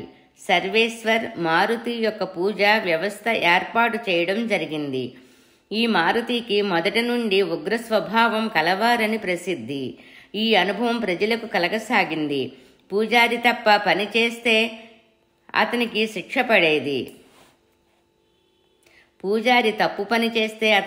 పడేది. అందువల్ల ఏ పూజారి ఉండలేకపోయారు. చివరికి ప్రభువు మారుతిని శాంతపరిచి అందరి భయాన్ని దూరం చేశారు. మెల్లమెల్లగా మాణిక్యనగర్ గ్రామం విస్తరించసాగింది. కళ్యాణ్కు చెందిన వారు కొందరు ఇక్కడే ఉండాలని వచ్చారు. హరినాథ్ ప్రసాద్ అనే కానోజీ బ్రాహ్మణుడు ప్రభు సేవ చేయడానికి ఇక్కడికి వచ్చి ఉండిపోయారు. చిన్నతనములో ప్రభువుతో అనేక ఆటలు ఆడి వారిని చూసి ఉండడం వల్ల, ప్రభు యొక్క అలౌకిక సామర్థ్యం తెలియటం వల్ల ప్రభువు తప్ప ఇతర దైవం లేదని ఆయన భావించేవారు. ప్రభువుపై ఆయనకు అమితమైన ప్రేమ ఉండేది. ఆయన కుటుంబం కూడా ఇక్కడే ఉండేది. భార్య గర్భవతి అవడం వల్ల ఇతర గ్రామంలో ఉంచాలనే ఆలోచనతో గండవంతిలో స్థలం చూడటానికి వెళ్ళగానే ఇక్కడ భార్య ప్రసవించింది. తిరిగి వచ్చి చూడగానే ప్రభు మహారాజు ఆజ్ఞతో అన్ని ఏర్పాట్లు సరైన రీతిలో జరిగాయి. స్వయంగా ప్రభువే ఆయన ఇంటికి వెళ్లారని అంటారు. తమ ప్రియమైన భక్తుల కొరకు ఎల్లప్పుడూ అభయహస్తం చూపించే ప్రభువు తమను విస్మరించరని భక్తులకు నమ్మకం. 110వ పేజీ. శ్రీ మాణిక్య చరితామృతము 3వ రోజు పారాయణము. విరాజ మరియు గురుగంగా ఈ 2 చిన్న నదులు మాణిక్యనగర్కి పూర్వదిశలో సంగమమయ్యాయి. ఈ స్థలం చాలా రమ్యంగా ఉంటుంది.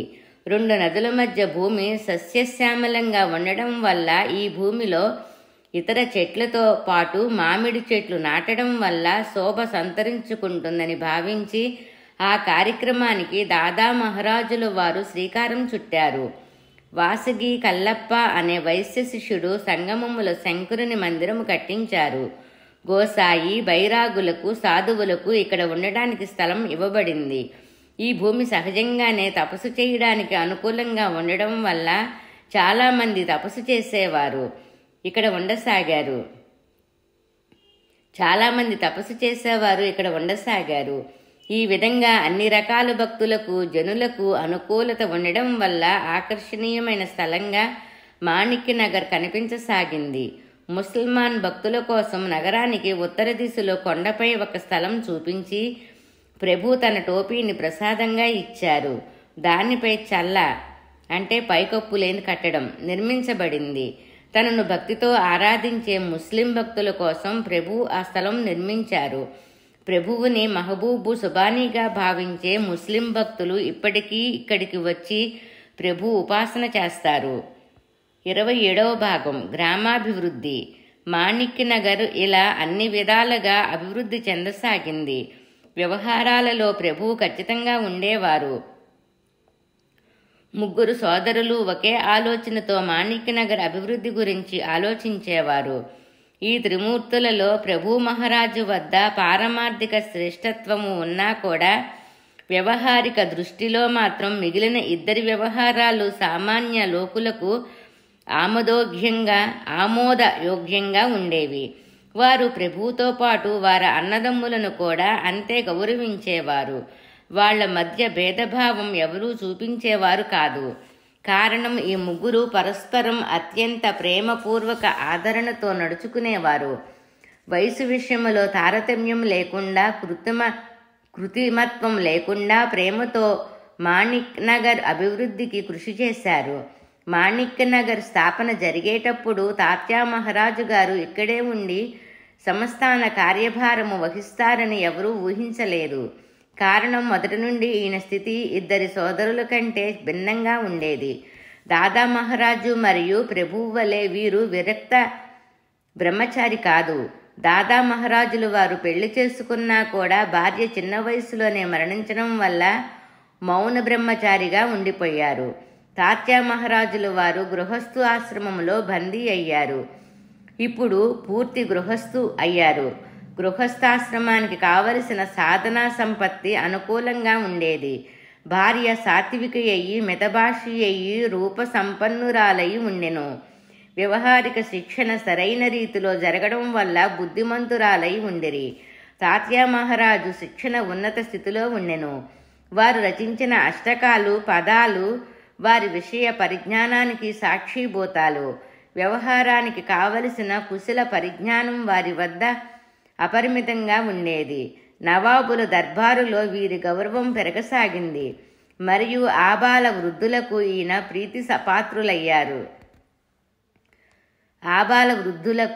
ప్రీతిపాత్రులయ్యారు. ఈ విధమైన వైభవమును, సంపన్న స్థితిని వదిలి మాణిక్యనగర్ ఫకీరు దర్బారులో వచ్చి ఉంటారని ఎవరు ఊహించగలరు? కళ్యాణ్లో ఉండి మాణిక్యనగర్కు వస్తూ పోతూ ఇక్కడ వ్యవహారాలు నడిపిస్తారని అందరూ అనుకున్నారు. ఆయన ఉద్యోగానికి రాజీనామా ఇచ్చినా ఆ విషయం ఎవరితోనూ అనలేదు. దాదా మహారాజు గారికి ఈ విషయం తెలియక కుటుంబాన్ని కళ్యాణ్ తీసుకువెళ్ళమని చెప్పారు. అయినా కూడా ఇక్కడ నుండి వెళ్లే విషయం మాత్రం కనిపించలేదు. ఉద్యోగానికి తొందరగా వెళ్లాలని ప్రభువుతో కూడా చెప్పి చూశారు. తాత్యా ప్రాపంచిక విషయంలో భాగం వహించాలని, కీర్తి లభించాలని మాతృశ్రీకి ఉండేది. ఇక్కడ అడవిలో ఫకీరుల కుటీరాలలో తన యవ్వనములో ఉన్న పత్నితో తాత్యా ఐహిక సుఖాలను త్యజించి ఇక్కడ ఉండటం మాతృశ్రీకి ఇష్టం లేదు. మిగిలిన ఇద్దరూ పారమార్థిక వైభవాన్ని అనుభవిస్తూనే ఉన్నారు. ఈ 3వ కుమారుడైన ప్రాపంచిక జ్ఞానంతో సంసారం చెయ్యాలని ఆ తల్లికి తీవ్ర కోరిక ఉండేది. కానీ కళ్యాణ్కి వెళ్ళకపోవడం చూసి ఆమెకు చింత మొదలైంది. అందుకని ఒకసారి దీనికి పరిష్కారం చూపించాలని ప్రభు ముందు ఈ విషయం చెప్పగానే ప్రభు సముదాయించడానికి ప్రయత్నం చేశారు. 112వ పేజీ. శ్రీ మాణిక్య చరితామృతము 3వ రోజు పారాయణము. చివరికి తాత్యా మహారాజులు వారు సమాధానం చెప్పారు. మీ వంటి జగద్వందులైన సోదరుణ్ణి, పరమపూజ్యులైన మాతృశ్రీని విడిచి నేను ఎక్కడికి వెళ్ళాలి? మీ సేవ చేయటం నా ధర్మం. మీ సన్నిధిలో లేకపోతే సేవ చేసే భాగ్యం ఎలా కలుగుతుంది? అందుకని మీ అందరి చరణాలు విడిచి నేను ఎక్కడికి వెళ్ళను. రాజీనామా ఇంతకు ముందే ఇచ్చి వచ్చేశాను. ఈ సమాధానంతో మాతృశ్రీ నిరాశ చెందిన తాత్యా మహారాజుల వారు చిరకాలం తమతో నివసిస్తారని ఒక రకంగా సమాధానపడ్డారు. ఇక్కడ కళ్యాణ్ నవాబుకు తాత్యా మహారాజుల వారు ఉద్యోగం విడిచి వెళ్లడం ఇష్టం ఉండేది కాదు. నవాబు తాత్యా గారు చేసే పనితో సంతృప్తి ఉండేవారు. నవాబు తాత్యా గారు చేసే పనితో సంతృప్తిగా ఉండేవారు. ఇలా సర్వగుణ సంపన్నులైన వారు విడిచి వెళ్లడం అసంతృప్తిగా అనిపించింది. ఆయన రాజీనామా మంజూరు చేయకుండా పని ముగియగానే వెంటనే పనికి హాజరు కావాలని భావయుక్తంగా లేఖ వ్రాసి ఉద్యోగానికి తిరిగి రప్పించడానికి ప్రయత్నం చేశారు. తన ప్రయత్నం ఫలించదని తెలిసి తమ మనిషిని ఒకరిని పంపించారు. తాత్యా మహారాజుల వారు తన నిర్ణయంపై స్థిర నిశ్చయంతో ఉన్నారు. ఒక్కసారైనా తాత్యా మహారాజుల వారిని కళ్యాణ్కు రప్పిస్తే ఆయన మనసు మారవచ్చని అభిప్రాయపడ్డారు. కానీ ఆ ప్రయత్నం ఫలించక లెక్కలు చూపించడానికి రావాలని తగాదా ప్రారంభించారు. ఈ విధంగా అన్ని ప్రయత్నాలు వ్యర్థమవడం వల్ల కోపంతో సర్కారు ఆజ్ఞ ప్రకారంగా తన వద్ద పనిచేసే అధికారులను పంపించి హుంకం జారీ చేశారు. దానిని ఎలా పరిష్కారం చేయాలో వ్యవహార జ్ఞానం కలిగిన తాత్యా మహారాజుకి తెలుసు కనుక ఆయన నవాబు యొక్క యుక్తి తెలుసుకొని ఆ ప్రయత్నాన్ని నిష్ఫలం చేశారు. ఈ విధంగా తాత్యా మహారాజు నివాసం మాణిక్యనగర్కు మారింది. తాత్యా మహారాజుల వారు మాణిక్యనగర్లోని నివసించడం వల్ల పద్ధతి ప్రకారంగా విధులు జరిగి సంస్థానము దర్బారీ శోభ సంతరించుకుంది. ఆది భౌతికము, ఆది దైవికము మరియు ఆధ్యాత్మిక విషయ తాపాలు భక్తజనులకు లేకుండా చేసి వ్యవస్థాయుత పరిపాలన చేసే పని ఈ ముగ్గురు సోదరులు పంచుకున్నారు. ఆ సమయములో అనేక రకాలైన వారు నిత్యం వచ్చేవారు. వారి అన్నపానీయాల వ్యవస్థ దాదా మహారాజులు వారే చూసేవారు. స్త్రీ పురుషులు పిల్లలకు కావలసిన సదుపాయాలు కల్పించడం, చిన్నపిల్లలకు పాలు అందివ్వటం స్వయంగా తమ పర్యవేక్షణంలో చేయించేవారు. సూర్యోదయానికి ముందే లేచి పిల్లల తల్లులు రాకపోతే వాళ్లకు పాలు అందించే ఏర్పాట్లు చేసేవారు. అన్నము తినేవారికి ఉదయం బియ్యం సమకూర్చి మధ్యాహ్నం భోజనానికి బండార్ఖానుకు తీసుకువెళ్లి కడుపు నిండా భోజనం చేయించేవారు. భోజనం చేయని వారికి కావలసిన సామాగ్రి ఇవ్వటం, దోవతులు, పంచెలు, రుమాళ్ళు, గొంగళ్ళు, లంగోటీలు ఇలా ఎవరికి కావలసిన వస్త్రాలు వారికి ఇచ్చే ఏర్పాటు చేసేవారు. వచ్చి పోయే వాళ్లకు అన్న, వస్త్ర, స్థల సదుపాయాలు కలిగించటం అత్యంత శ్రద్ధతో చెయ్యడం దాదా మహారాజుల వారికి నిత్యక్రమంగా ఉండేది. గోసాయిలు, బైరాగులు, ఫకీరులు, సాధు సన్యాసులు నిత్యం గుంపులుగా వచ్చేవారు. నిత్య దర్శనానికి వచ్చే వాళ్లకు కావలసిన వస్తువులు నిచ్చేవారు. నగరంలోని సిపాయిలు, నౌకరుదారులపై తాత్యా మహారాజు వారు పర్యవేక్షించేవారు. ఈయన చిన్నప్పటి నుండి రాజదర్బారులో ఉండటం వల్ల పద్ధతి ప్రకారం సువ్యవస్థాయుత దర్బారు శోభ మరియు రాజ ఐశ్వర్యాలను ఇష్టపడేవారు. సంస్థానానికి దర్బారు క్రమం వీరే తయారు చేశారు. జనులకు తాత్యా మహారాజులు వారిపై అభిమానంతో కూడిన భయం ఉండేది. క్రమం తప్పితే వెంటనే ఆయన పసికట్టేవారు.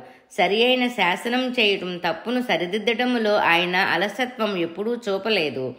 తాత్యా మహారాజుల వారి నివాసం మాణిక్యనగర్లో స్థిరమైనప్పటి నుండి మాణిక్యనగర్కు ఒక చిన్న రాజధాని స్వరూపం వచ్చింది. పరిపాలనా వ్యవస్థ సక్రమంగా చేయడానికి ఎక్కువ రోజులు పట్టలేదు. జనములో అభిప్రాయ భేదాలు రాకుండా ఆయన మంచి దక్షతతో పని జరిపించేవారు. ఒకవేళ వచ్చినా వారిని సమాధానపరిచి సయోధ్య కుదిరిచ్చేవారు. నగర ప్రజలకు నష్టం జరగకూడదని పూర్తి బందోబస్తు చేయించేవారు. నగరానికి పూర్వ పశ్చిమ దిక్కులలో ఎత్తైన కట్టడాలపై చౌకూలు నిర్మించి కాపలాదారులను నియమించారు.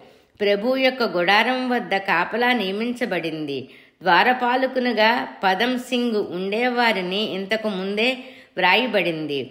పద్దులు వ్రాసేవారిపై, సిపాయిలపై, పహరా కాసేవారిపై సరైన రీతిలో చూసి సంస్థానము యొక్క కార్యమును ఉత్తమ రీతిలో నిర్వహించేవారు. మాణిక్యనగరులో వ్యవహారిక ఉపాధి విషయములో ప్రభు మితంగానే ఉండేవారు. ఈ విషయంలో ఎప్పుడూ చింతించే అవసరం ఆ ఇద్దరూ రానివ్వలేదు. వచ్చి పోయే వాళ్ళ విషయంలో, వారి అవసరాల విషయంలో దర్బారులో ప్రభువు నిశ్చింతగా ఉండేవారు. ఆర్తుల యొక్క దుఃఖ నివారణ చేయడం, జిజ్ఞాసువు యొక్క జ్ఞాన పిపాస తృప్తి చేయడం, అర్ధార్థి అయి వచ్చిన వారికి ద్రవ్యం ఇచ్చి సంతుష్టులను చేయడం లాంటి మహత్వపూర్వమైన పనులు ప్రభువు తీసుకున్నారు.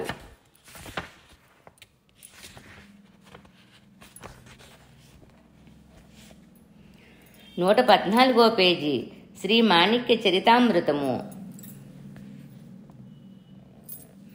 ప్రభువు యొక్క కీర్తి పరిమళం సర్వత్రా వ్యాపించి వేల మంది నిత్యం దర్శనానికి వచ్చి సంతుష్టులయ్యి వెళ్లేవారు. జనుల అంతరంగాన్ని తెలుసుకొని ప్రభువు వాళ్ల కోరికలను తీర్చడం ప్రతిరోజు జరిగేది. ప్రభు చరిత్ర కోరికలను తీర్చే అద్భుత కథలతో నిండి ఉంది. ప్రభు చరిత్ర కోరికలను తీర్చే అద్భుత కథలతో నిండి ఉంది. అన్ని కథల యొక్క సంగ్రహం ఇక్కడ వివరిస్తే పెద్ద గ్రంథమే అవుతుంది. అందుకని అత్యంత మహిమగల విషయాలు, సంఘటనలు మాత్రమే వివరించబడ్డాయి. ఒక ప్రదేశంలో ప్రభు స్థిరంగా ఉండడం వల్ల వారి వద్దకు అనేక మంది జనం రాసాగారు. కాశీ నుండి రామేశ్వరం వరకు ప్రభు యొక్క జయాజయాకారాలు వినిపించసాగాయి. యాత్రికులు కావాలని ఇక్కడకు వచ్చి ప్రభువు యొక్క దివ్యప్రసాదం స్వీకరించి వెళ్లేవారు. ప్రభు సర్వకాలాల్లో ఆత్మయందు నిమగ్నమయ్యి ఆత్మానందములో మునిగిపోయేవారు. ఎప్పుడు స్వరూపం మారలేదు. భక్తుల యొక్క సంకటాలను తనపై వేసుకొని అందరినీ నిర్భయంగా ఉండమనేవారు. హిందూ, ముస్లిం, సిక్కు, లింగాయత్, జైన్ మొదలైన మతాల ధర్మాల ప్రజలు ప్రేమభావంతో ప్రభువు వద్దకు వచ్చేవారు. ప్రభువు వద్ద తారతమ్య భేదాలు ఉండేవి కావు. వారు అందరినీ ప్రేమతో ఆకర్షించేవారు. శ్రేష్ఠ, బీద, శ్రీమంతుడు, సామాన్య ప్రజలు లేక అధికారులతో పాటు చిన్నపిల్లలను, వృద్ధులను సమాన ఆత్మీయ భావంతో, ప్రేమతో అందరినీ తన వైపు ఎలా ఆకర్షించుకున్నారో ముందు భాగములో వివరించబడింది.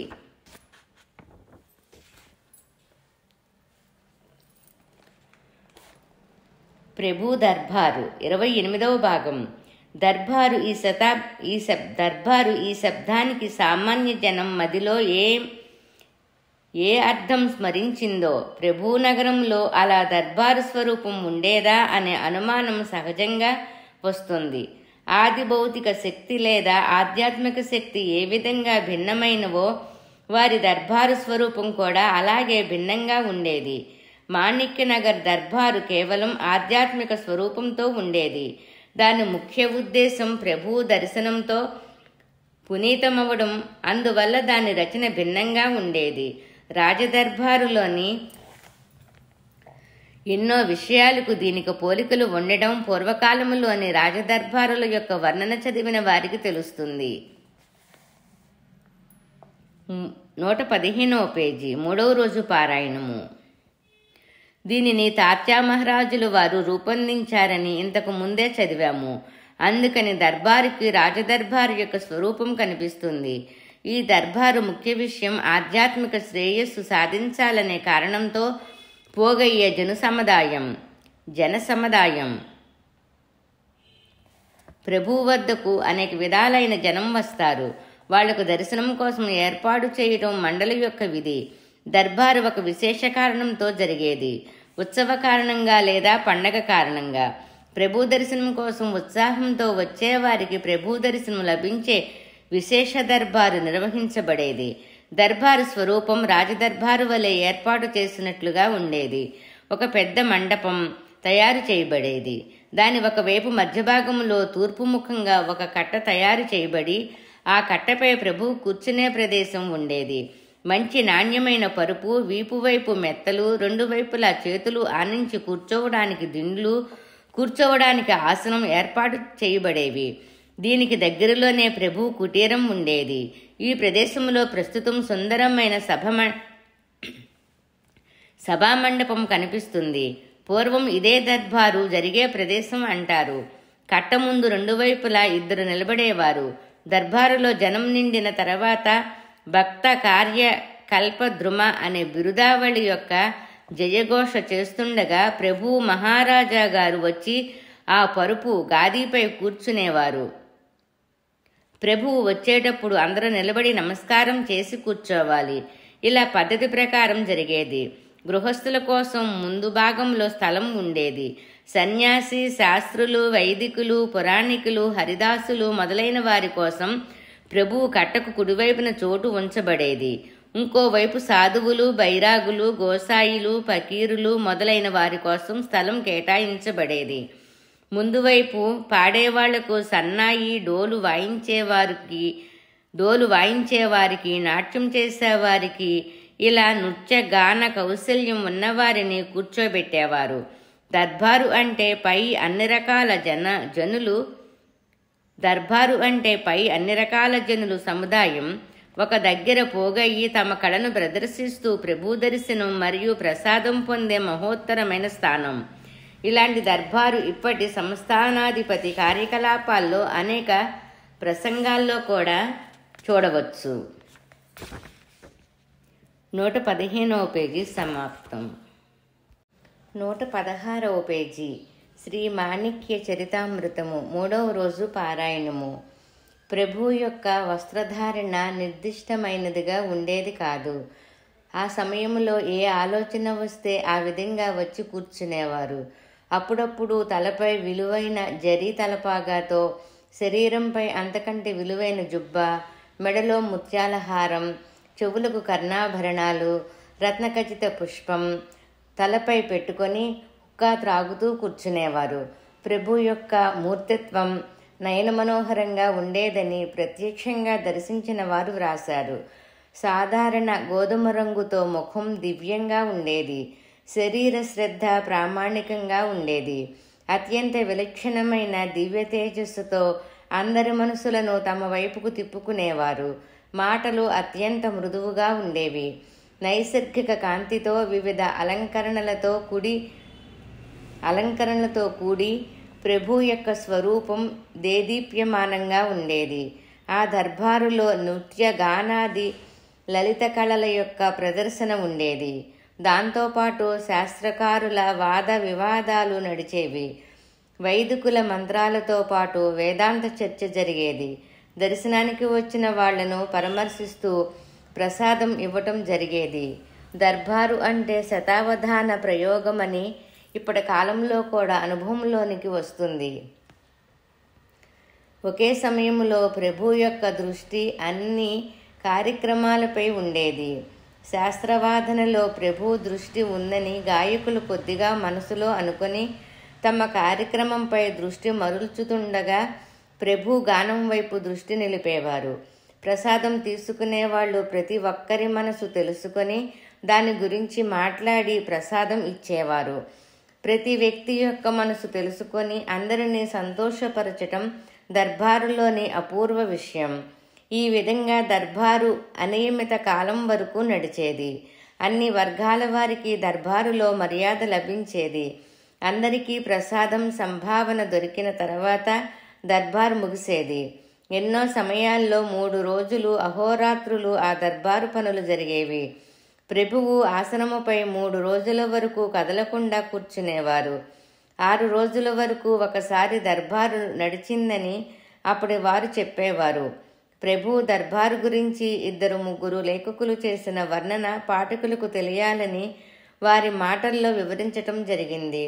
దాని నుండి ప్రభు దర్బారు ఎలా ఉండేదో, సంస్థానము యొక్క వ్యవస్థ ఏ విధంగా ఉండేదో మనకు తెలుస్తుంది. ప్రభు యొక్క చరిత్ర హస్తలిఖితంగా వ్రాసిన వాటిలో వారు పడ్డ శ్రమ పొగడదగింది. వారి వ్రాతలో దర్బారు ఏ విధంగా ఉండాలో వివరించబడింది. తాత్యా సాహెబ్ మొదటి నుండి రాజదర్బారులో ఉండటం వల్ల ప్రభు దర్బారులో సరి అయిన వ్యవస్థ చేయడానికి అధిక శ్రమ పడాల్సి రాలేదు. ఎవరు ఎలా, ఎప్పుడు, ఏ విధంగా దర్శనం చేసుకోవాలో, ఎలా మర్యాదగా కూర్చోవాలో, ఎలా వ్యవహరించాలో, ఎవరైనా స్వయంగా రావటానికి అసమర్థులైతే ప్రభువు వద్ద ఎవరు ఎలా వివరించాలో, ఎవరైనా అమర్యాదగా ప్రవర్తిస్తే వారిపై ఎవరు నిఘా పెట్టాలో, ఇలా అన్ని రకాలైన పనుల్లో తెలివైన యోగ్యులైన మనుషులను తాత్యావారు నియమించారు. ప్రభు దర్శనానికి మరియు సభలో జరిగే భాషణ వినడానికి ఆటంకము కలగకుండా వాళ్లకు అనుకూలమైన ప్రదేశములో కూర్చోవడానికి ప్రసాదం తీసుకునే వాళ్లకు కూడా వ్యవస్థ కల్పించారు. ఆ కాలములో దర్బారు జరిగే ప్రదేశములో ప్రస్తుతం దేవాలయం కట్టబడి అందమైన సభామండపం కనిపిస్తుంది. ఆ కాలములో ఈ సుందర మందిర ప్రాంగణం లేకుండా తడికెలతో చేసిన గుడిసె ఉండేది. ఇరుప్రక్కల ప్రదేశం గోడలతో ఇరుకుగా లేకుండా విశాలంగా 4 ప్రక్కల ఖాళీగా ఉండటం వల్ల వేల మంది ఒకేసారి సమావేశం అయ్యేటట్టుగా ఉండేది. మండపం మధ్యలో ఎత్తుగా ఒక కట్ట కట్టబడింది. దానిపై పరుపు వేసి ప్రభువు దిండుపై ఒరిగి విశ్రాంతిగా కూర్చునేవారు. అందుకని 4 దిక్కుల అన్ని వైపుల నుండి ప్రభువు కనిపించేవారు. ప్రభువు వద్ద 2 మనుషులు ఎప్పుడూ చేతులు కట్టుకొని నిలబడేవారు. ఆ విధంగా కట్ట ముందు దర్శనానికి వచ్చేవాళ్లకు దారి చూపేవాళ్లు ఉండేవారు. కుడిపక్కకు సన్యాసి, శాస్త్రి, వైదిక బ్రాహ్మణులు కూర్చోవడానికి స్థలం, ఎడమ ప్రక్కన స్త్రీలకు కూర్చోవడానికి స్థలం ఉంచబడేది. ప్రభువు ముందు నానాజాతుల గృహస్థులు, సాధు సంతులు, గోసాని ఫకీరులు, గోసావీలు, ఫకీరులు అనేక మంది కూర్చునేవారు. ఎవరికి వచ్చిన కళను వారి ప్రదర్శించేవారు. కొందరు తమ గానంతో తబలా వాయించేవారు. ఫక్వాజ్, రుద్రవీణ, సితార్, సారంగి ఈ విధంగా తమకు వచ్చిన విద్యను ప్రదర్శించి తమ కళా కౌశల్యంతో అందరినీ తన్మయులను చేసేవారు. పురాణికులు పురాణం చెప్పేవారు. వైదికులు వేదఘోష చేసేవారు. శాస్త్ర పండితులు వేదాంత గోష్ఠి చేసేవారు. ఈ విధంగా నానా ప్రకారాలుగా నడిచేది. ప్రభు దృష్టి అన్ని వైపులా ఒకే రకంగా కనిపించేది. 118వ పేజీ శ్రీ మాణిక్య ప్రభు చరితామృతము. మనం ఇంతగా ప్రభు సేవ చేస్తున్నాం, మన వైపు ప్రభు దృష్టి ఎప్పుడు పడుతుందో అని ఎవరికీ అనిపించేది కాదు. వారు మధ్య మధ్యలో దృష్టి మరల్చినా కూడా సేవకులను లక్ష్య పెట్టవలసిందిగా సూచించేవారు. తమ పనులు నెరవేర్చుకోవడానికి, తమ సందేహాలు తీర్చుకోవడానికి ప్రతిరోజు వేల మంది ప్రభువు ముందు నిలబడేవారు. అంతమందిలో ఎవరూ తమ సందేహాలు నివృత్తి కాలేదు అని అనేవారు కాదు. అప్పటికి కోరిక తీరకపోయినా మాణిక్య నగర్లో కొన్ని రోజులు నివసించి తమ కోరిక తీర్చుకునేవారు. అక్కడ ఉన్నవారు ప్రభు యొక్క గుణవర్ణన చేస్తూ ఆనందంగా గడిపేవారు. దర్బారు తర్వాత ప్రతి ఒక్కరూ తమ విషయాలు చెబుతూ వింటూ ఉండేవారు. ఇలా తమకు సంబంధించిన విషయాలు మాట్లాడుకుంటూ ఉండేవారు. తినడానికి ఎవరికి దొరకలేదనే విషయం మాత్రం ఉండేది కాదు. కానీ ఏదైనా కారణంతో ఉపవాసం ఉన్నా కూడా అది ప్రభువుకు నచ్చేది కాదు. ఇలాంటి పనులలో దాదాసాహెబ్ మహారాజ్ గారు దక్షతగా వ్యవహరించేవారు. వేల మంది ఒకే రోజు పోగైనా కూడా స్వయంగా కంబళి వేసుకుని నిలబడి అందరి భోజన నీటి వసతి చూసేవారు. కానీ ఎవరైనా మొండితనంతో లేదా ప్రభువు తమ కోరిక తీర్చడానికి ఉపవాసం చేస్తే ప్రభు గుప్తరూపములో రాత్రి వారి వద్దకు వెళ్ళి తన కోరిక నిజమైనట్లుగా ఉపదేశ వచనాలు మాట్లాడి వాళ్ళు తినేటట్లు చేసేవారు. ఎన్నోసార్లు ఎవరైనా ఉపవాసంతో ఉంటే దర్బారులో కూర్చొని ఉన్నా కూడా వాళ్లను పిలిచి వాళ్ళ కోరికలను తెలుసుకొని వాటిని పూర్తి చేసి వారిని సమాధానపరిచేవారు. ప్రభు దర్బారులో అందరూ సంతోషంగా ఉండేవారు. కారణం ప్రభు సర్వజ్ఞులు మరియు అంతర్జ్ఞాని. ప్రభు సదా ఆనందంతో వినోదంతో ఉండి వారి మాటల్లో ఆ విషయం స్పష్టంగా గోచరించేది. దర్శనం కోసం దూరం నుండి ఎవరైనా గృహస్థులు వచ్చినప్పుడు దారిలోని సౌకర్యాలను గురించి ప్రభు ముందుగానే అడిగి తెలుసుకునేవారు. ఈ విషయంలో అందరికీ ఆశ్చర్యం అనిపించేది. అందుకని ప్రభు దర్బారులో దుఃఖంతో లాభాపేక్షతో వచ్చినా కూడా వాళ్లకు తమ కోరిక పూర్తవుతుందనే నమ్మకం కలిగి తమ మానసిక వ్యధను మరిచి ఆనందంతో ప్రసన్నులయ్యేవారు. ప్రభు యొక్క కంఠం కోమలమయ్యి రసభరితమయ్యి ఎవరితో అయితే మాట్లాడుతున్నారో వారి మనసుకు హత్తుకునేట్లుగా ఉండేది. ఎవరైనా మనసులో కల్మషంతో మాట్లాడినా వారితో మాట్లాడి అవివేకంతో తాము అడిగేది సరి అయినది కాకపోయినా అడిగే వాళ్లను వాళ్ల మనసులో సరి అయినదిగా అయ్యేటట్లుగా చేసి సమాధానపరిచేవారు. ఈ విధంగా మహాత్ముల యొక్క పనులు మొదట మౌనే మౌని, గుణాని గుణవాన్ పండితాహ పండితేపి, ఈ విధంగా వాళ్ల నడవడిక ఉంటుంది. ప్రభు యొక్క సగుణ అవతారం సర్వజగత్తును ఉద్ధరించడానికి జరిగింది. అందుకని వారు భక్తుల కోరికలను తీర్చడంలో ఆశ్చర్యం ఏముంది? ప్రభు ధన పుత్ర శ్రీ ఇలా ఇహలోక విషయ సంపత్తిపై మోహంతో అడిగేవాళ్ల నానా విధాలైన కోరికలను తీర్చేవారు. ఐహిక సుఖాల కోసం ప్రభువు వద్ద ద్రవ్యం అడిగేవారు నిజమైన కారణం చెబితే వారు ఎంత అడిగినా ఇవ్వడానికి ఆలోచించేవారు కాదు. వేల మంది నిత్యం 1000 రూపాయలు వాళ్ళు అడిగినట్లుగా వాళ్ల స్వస్థలాలకు పంపిస్తూ వాళ్ల ఉద్దేశం సరి అయినదా కాదా అని ఆలోచించేవారు కాదు. కానీ ఎవరైనా దుష్టబుద్ధితో ప్రభువు వద్ద నుండి డబ్బులు తీసుకుంటే తెలియకుండా వారికి శిక్ష పడేది. ఈ విషయం చాలామందికి అనుభవంలోకి వచ్చింది. ఒకసారి గుర్రప బగ్గీలు నడిపేవాడు ప్రభు కీర్తి విని ద్రవ్య లోభంతో మాణిక్యనగర్కు వచ్చి తన గుర్రము అకస్మాత్తుగా మరణించటం వల్ల తను తన భార్యాబిడ్డల ఉపవాసం ఉండాల్సి వస్తోందని, కొత్త గుర్రం కొనాలంటే తన దగ్గర డబ్బులు లేవని, కుటుంబాన్ని కాపాడుకోవడం కోసం మీ కీర్తి విని వచ్చానని, కొత్త గుర్రం కొనుక్కోవడానికి 1000 రూపాయలు నాకు మీరు ఇవ్వాలని అడిగాడు. ఈ కపటి తన గుర్రాన్ని దాచిపెట్టి కేవలం ద్రవ్యలోభంతో అబద్ధాలు చెబుతున్నాడని ప్రభువుకు ముందే తెలుసు. కానీ ప్రభు ఏమీ అనకుండా గుర్రం చనిపోయినందుకు కనికరం చూపించారు. పరబ్రహ్మ సద్గురువు యొక్క నిత్యానంద రూప జెండా మీ ముందు రెపరెపలాడుతుంటే ఇన్ని రోజులు ఎందుకు ఆలస్యం చేశావు? నా దత్తప్రభువు ఈ గుర్రమే ఏమిటి, ఈ సంపూర్ణ పృథ్వీరాజ్యం అడిగినా ఇవ్వటానికి సిద్ధంగా ఉన్నారు. అడిగేవాళ్లు కావాలి. ఇలాంటి ఉపదేశ వచనాలతో సంతోషపరిచి రేపు ప్రొద్దున్న నీకు ఎంత ద్రవ్యము కావాలో అంత దొరుకుతుందని మాట ఇచ్చి 2వ రోజు కావాలని అతనికి 1000 రూపాయలు లెక్కపెట్టి ఇచ్చారు. అప్పుడు ఆ బగ్గీవాడికి చాలా ఆనందమయ్యి తన బుద్ధి కుశలతకు సంతోషపడుతూ ప్రభువును స్తుతిస్తూ బయలుదేరడానికి సిద్ధమయ్యాడు. అంతలో గుర్రం దగ్గర ఉంచిన మనుషులు రాత్రి అనుకోకుండా గుర్రం చనిపోయిందని ఆయనకి చెప్పాలని వెతుక్కుంటూ వస్తున్నామని దర్బారులోనికి తమ యజమానిని వెతుక్కుంటూ వచ్చారు. పై విషయం అతనికి తెలియక ఏడుస్తూ జరిగినదంతా చెప్పాడు. ఇది వినగానే ఆ కపటి మొహం నల్లబడింది. ఇప్పుడు ప్రభు ఏం శిక్ష వేస్తారు అని భయపడుతూ నిలబడ్డాడు. ప్రభు కొంచెం కూడా కోపగించకుండా మంచి మాటలతో అతని సమాధానపరిచారు. 1000 రూపాయల కోసం గుర్రం చనిపోకపోయినా అబద్ధం ఎందుకు చెప్పావు? డబ్బులు కావాలని అడిగితే దర్బారులో మీకు దొరికేది కదా. అయినా అయిందేదో అయ్యింది. ఇక ముందు ఇలా చేయవద్దు. మీ ఇష్ట ప్రకారంగా మీకు ఇప్పుడు ఎలా కావాలంటే అలా మళ్ళీ గుర్రం కొనుక్కో అని చెప్పి తిరిగి పంపించారు. ఈ విధంగా చాలా రకాలైన అనుభవాలు జరిగాయి.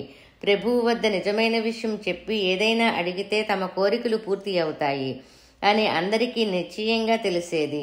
అనేక రకాలుగా ఇలా దొంగతనాలు జరగకుండా దాదాసాహెబు గట్టి బందోబస్తు చేస్తూ సమస్యలు పరిష్కరించేవారు.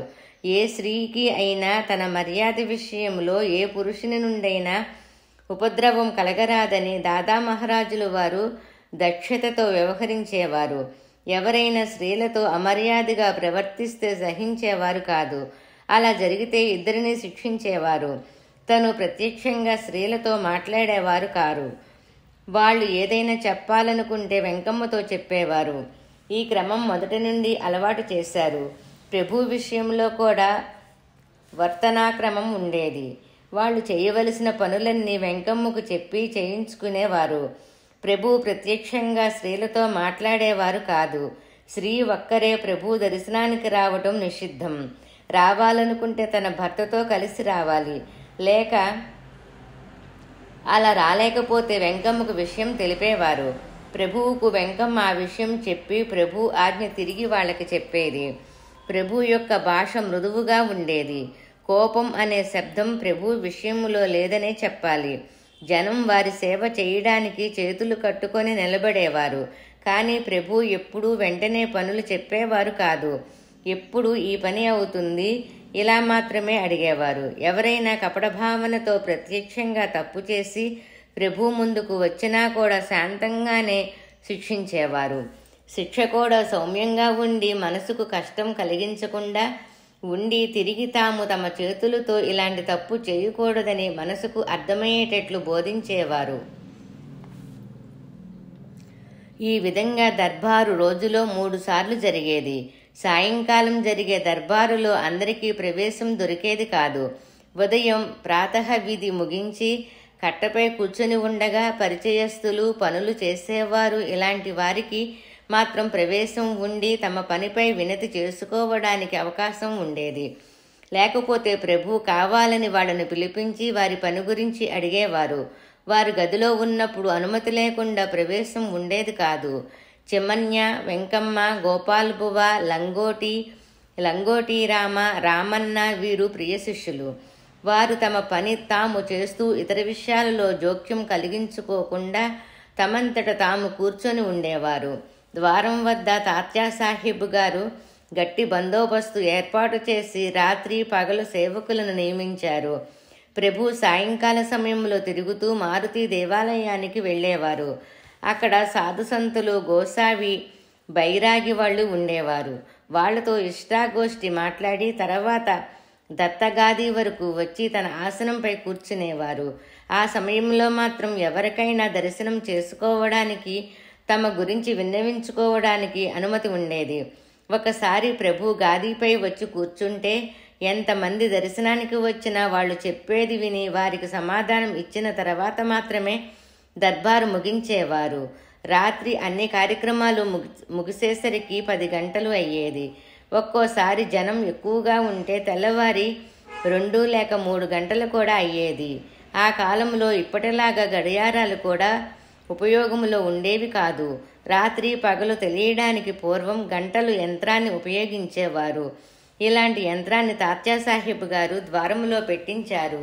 అది రాత్రింబవళ్ళు ప్రతి 4 గంటలకు ఒకసారి ప్రభు ముందుకు వచ్చి ధర్మ అవతార్ పహర్కా అమల్ హై ఇలా అంటూ ముందు నిలబడేవారు. ప్రభు చరిత్ర వ్రాసిన వారిలో రామచంద్రబువ సోలాపూర్కర్ అనే పేరు గల లేఖకులు ఉండేవారు.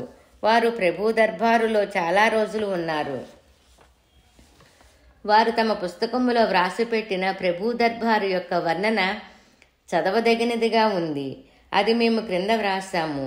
వారు కళ్ళతో చూసిన స్థితి యొక్క వర్ణన ఇవ్వడం వల్ల అది చాలా మహోత్తరమైన విషయంగా మనకు అనిపిస్తుంది. ప్రభు యొక్క శ్యామసుందర మూర్తి చూసి వాళ్ల దాహార్తి తీరేది కాదు. ఎవరైనా ప్రభువు వద్ద కూర్చుంటే వాళ్లకు ప్రభువు వద్ద నుండి లేవాలనిపించేది కాదు. ఒకసారి ప్రభు గాదీపై కూర్చుంటే 3 రోజుల వరకు లేచేవారు కాదు. 3 రోజుల వరకు భోజనం, నిద్ర ఉండేవి కాదు. మలమూత్రాలకు కూడా లేవకుండా ఒకే ఆసనములో కూర్చునేవారు. గాది లోపల గుహలాగా ఉండేది. దాంట్లోకి వెళ్తే ఒకసారి 8 రోజుల వరకు బయటకు వచ్చేవారు కాదు. లోపలికెళ్ళి పిలవడానికి కానీ, పడుకుంటే లేపడానికి కానీ ఎవరికీ ధైర్యం ఉండేది కాదు. ఒక్కోసారి 8 రోజులైనా పడుకునేవారు కాదు. అప్పుడప్పుడు డప్పు వాయిస్తూ పాడుతూ కూర్చునేవారు. అప్పుడు గంధర్వుల అవతారంగా ఇతరులకు అనిపించేది. అప్పుడప్పుడు లక్షల రూపాయల విలువైన బట్టలు ధరించేవారు. ఒక్కోసారి చినిగిపోయిన వస్త్రాలతో బీదవాళ్లలాగా కనిపించేవారు. అప్పుడప్పుడు ప్రభు యొక్క దర్బారులో నాయకుల గాన కార్యక్రమము, అప్పుడప్పుడు వేదాంత చర్చ, వైదికుల వేదఘోష ఉండేది. ఒక్కోసారి ఊరికే లోకాభిరామాయణం కూడా జరిగేది. ఈ విధంగా ప్రభు యొక్క అనంత లీలలు ఉండేవి. వాటిని వర్ణించడం అసాధ్యం. ఎలాంటి వారు ప్రభువును కలిస్తే ప్రభువు వాళ్లకు అనుగుణంగా మారిపోయేవారు. శాస్త్రులు, పురాణికులు ఎవరైనా వస్తే వాళ్లకంటే ఎక్కువ పాండిత్యం చూపేవారు. పండితులతో పండితులుగా, గాయకులతో గాయకులుగా, సాధువులతో సాధువుగా, కపటులతో కపటిగా, లోభులతో లోపిగా, బైరాగులతో బైరాగిగా, గోసాయితో గోసాయిగా, గరీబులతో గరీబుగా, శ్రీమంతులతో మహాశ్రీమంతునిగా, వృద్ధులతో వృద్ధునిగా, ఈ విధంగా ఎవరితో వాళ్ల పాత్రలకు తగ్గట్టుగా వ్యవహరించేవారు. ఆయన స్వభావము అలాగే కనిపించేది. కోపాస్తులతో కోపంగా, శాంతస్థులకు శాంతంగా కనిపించేవారు. ఎప్పుడు శ్యామసుందర శాంతమూర్తి గాదిపై కూర్చొని ఒక చేతితో నస్యం పీల్చుకుంటూ బ్రహ్మానందంలో ఓలలాడుతూ ఉండేవారు. అలాంటి రూపంతో జనులకు దర్శనం ఇచ్చేవారు. ప్రభు గాదిపై కూర్చున్నారంటే కచేరీ యొక్క రూపం కనిపించేది. శాస్త్రులు, పండితులు, ధనవంతులు, సేట్ సావుకారులు, రాజవాడ యొక్క జనాల రద్దీ ప్రభు వద్ద ఉండేది. వీరే కాక యాత్రికుల రద్దీ ఎప్పుడూ ఉండేది. ప్రభు గాదీపై కూర్చున్నంతసేపు రద్దీ ఉండేది. రద్దీ వల్ల కొందరికి 3 రోజుల వరకు దర్శనం అయ్యేది కాదు. దర్శనం కాకుండా అన్నం తినకూడదని జనం అనుకుంటే ఒక్కోసారి 7 రోజుల వరకు ఉపవాసం ఉండేవారు. ద్వారం వద్ద పదం సింగ్ అనే పేరు గల ద్వారపాలకుడు ఎప్పుడూ ఉండేవారు. దర్శనం కోసం లోపలికి పంపించే పని ఆయన చేతిలో ఉండటం వల్ల పెద్ద పెద్ద శ్రీమంతులు ఆయనకు అర్జీ పెట్టుకొని ఆయనను సంతోషపరచాల్సి వచ్చేది.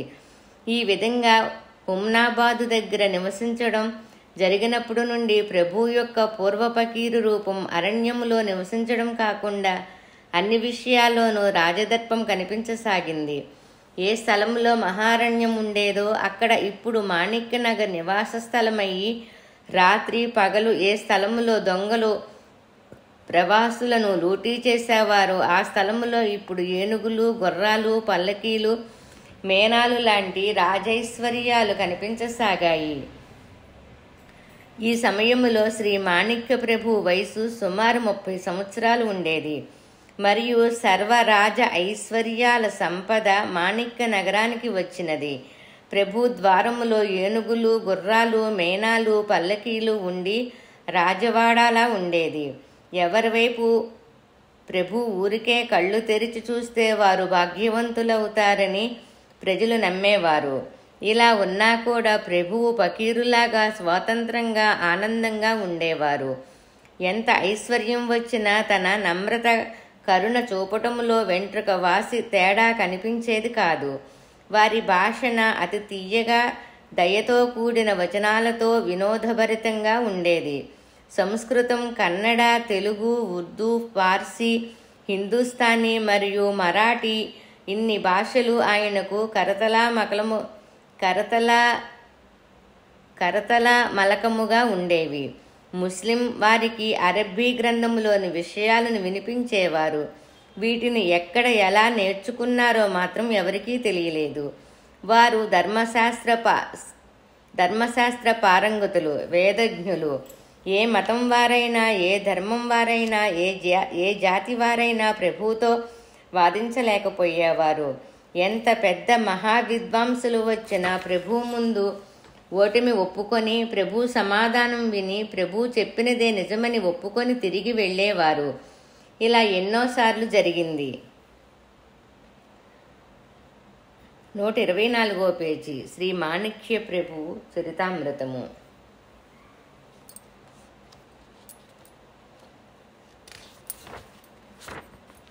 ప్రభు మనసులో ఇంత రాజదర్పం పెంచుకోవాలని ఎప్పుడూ అనుకోలేదు.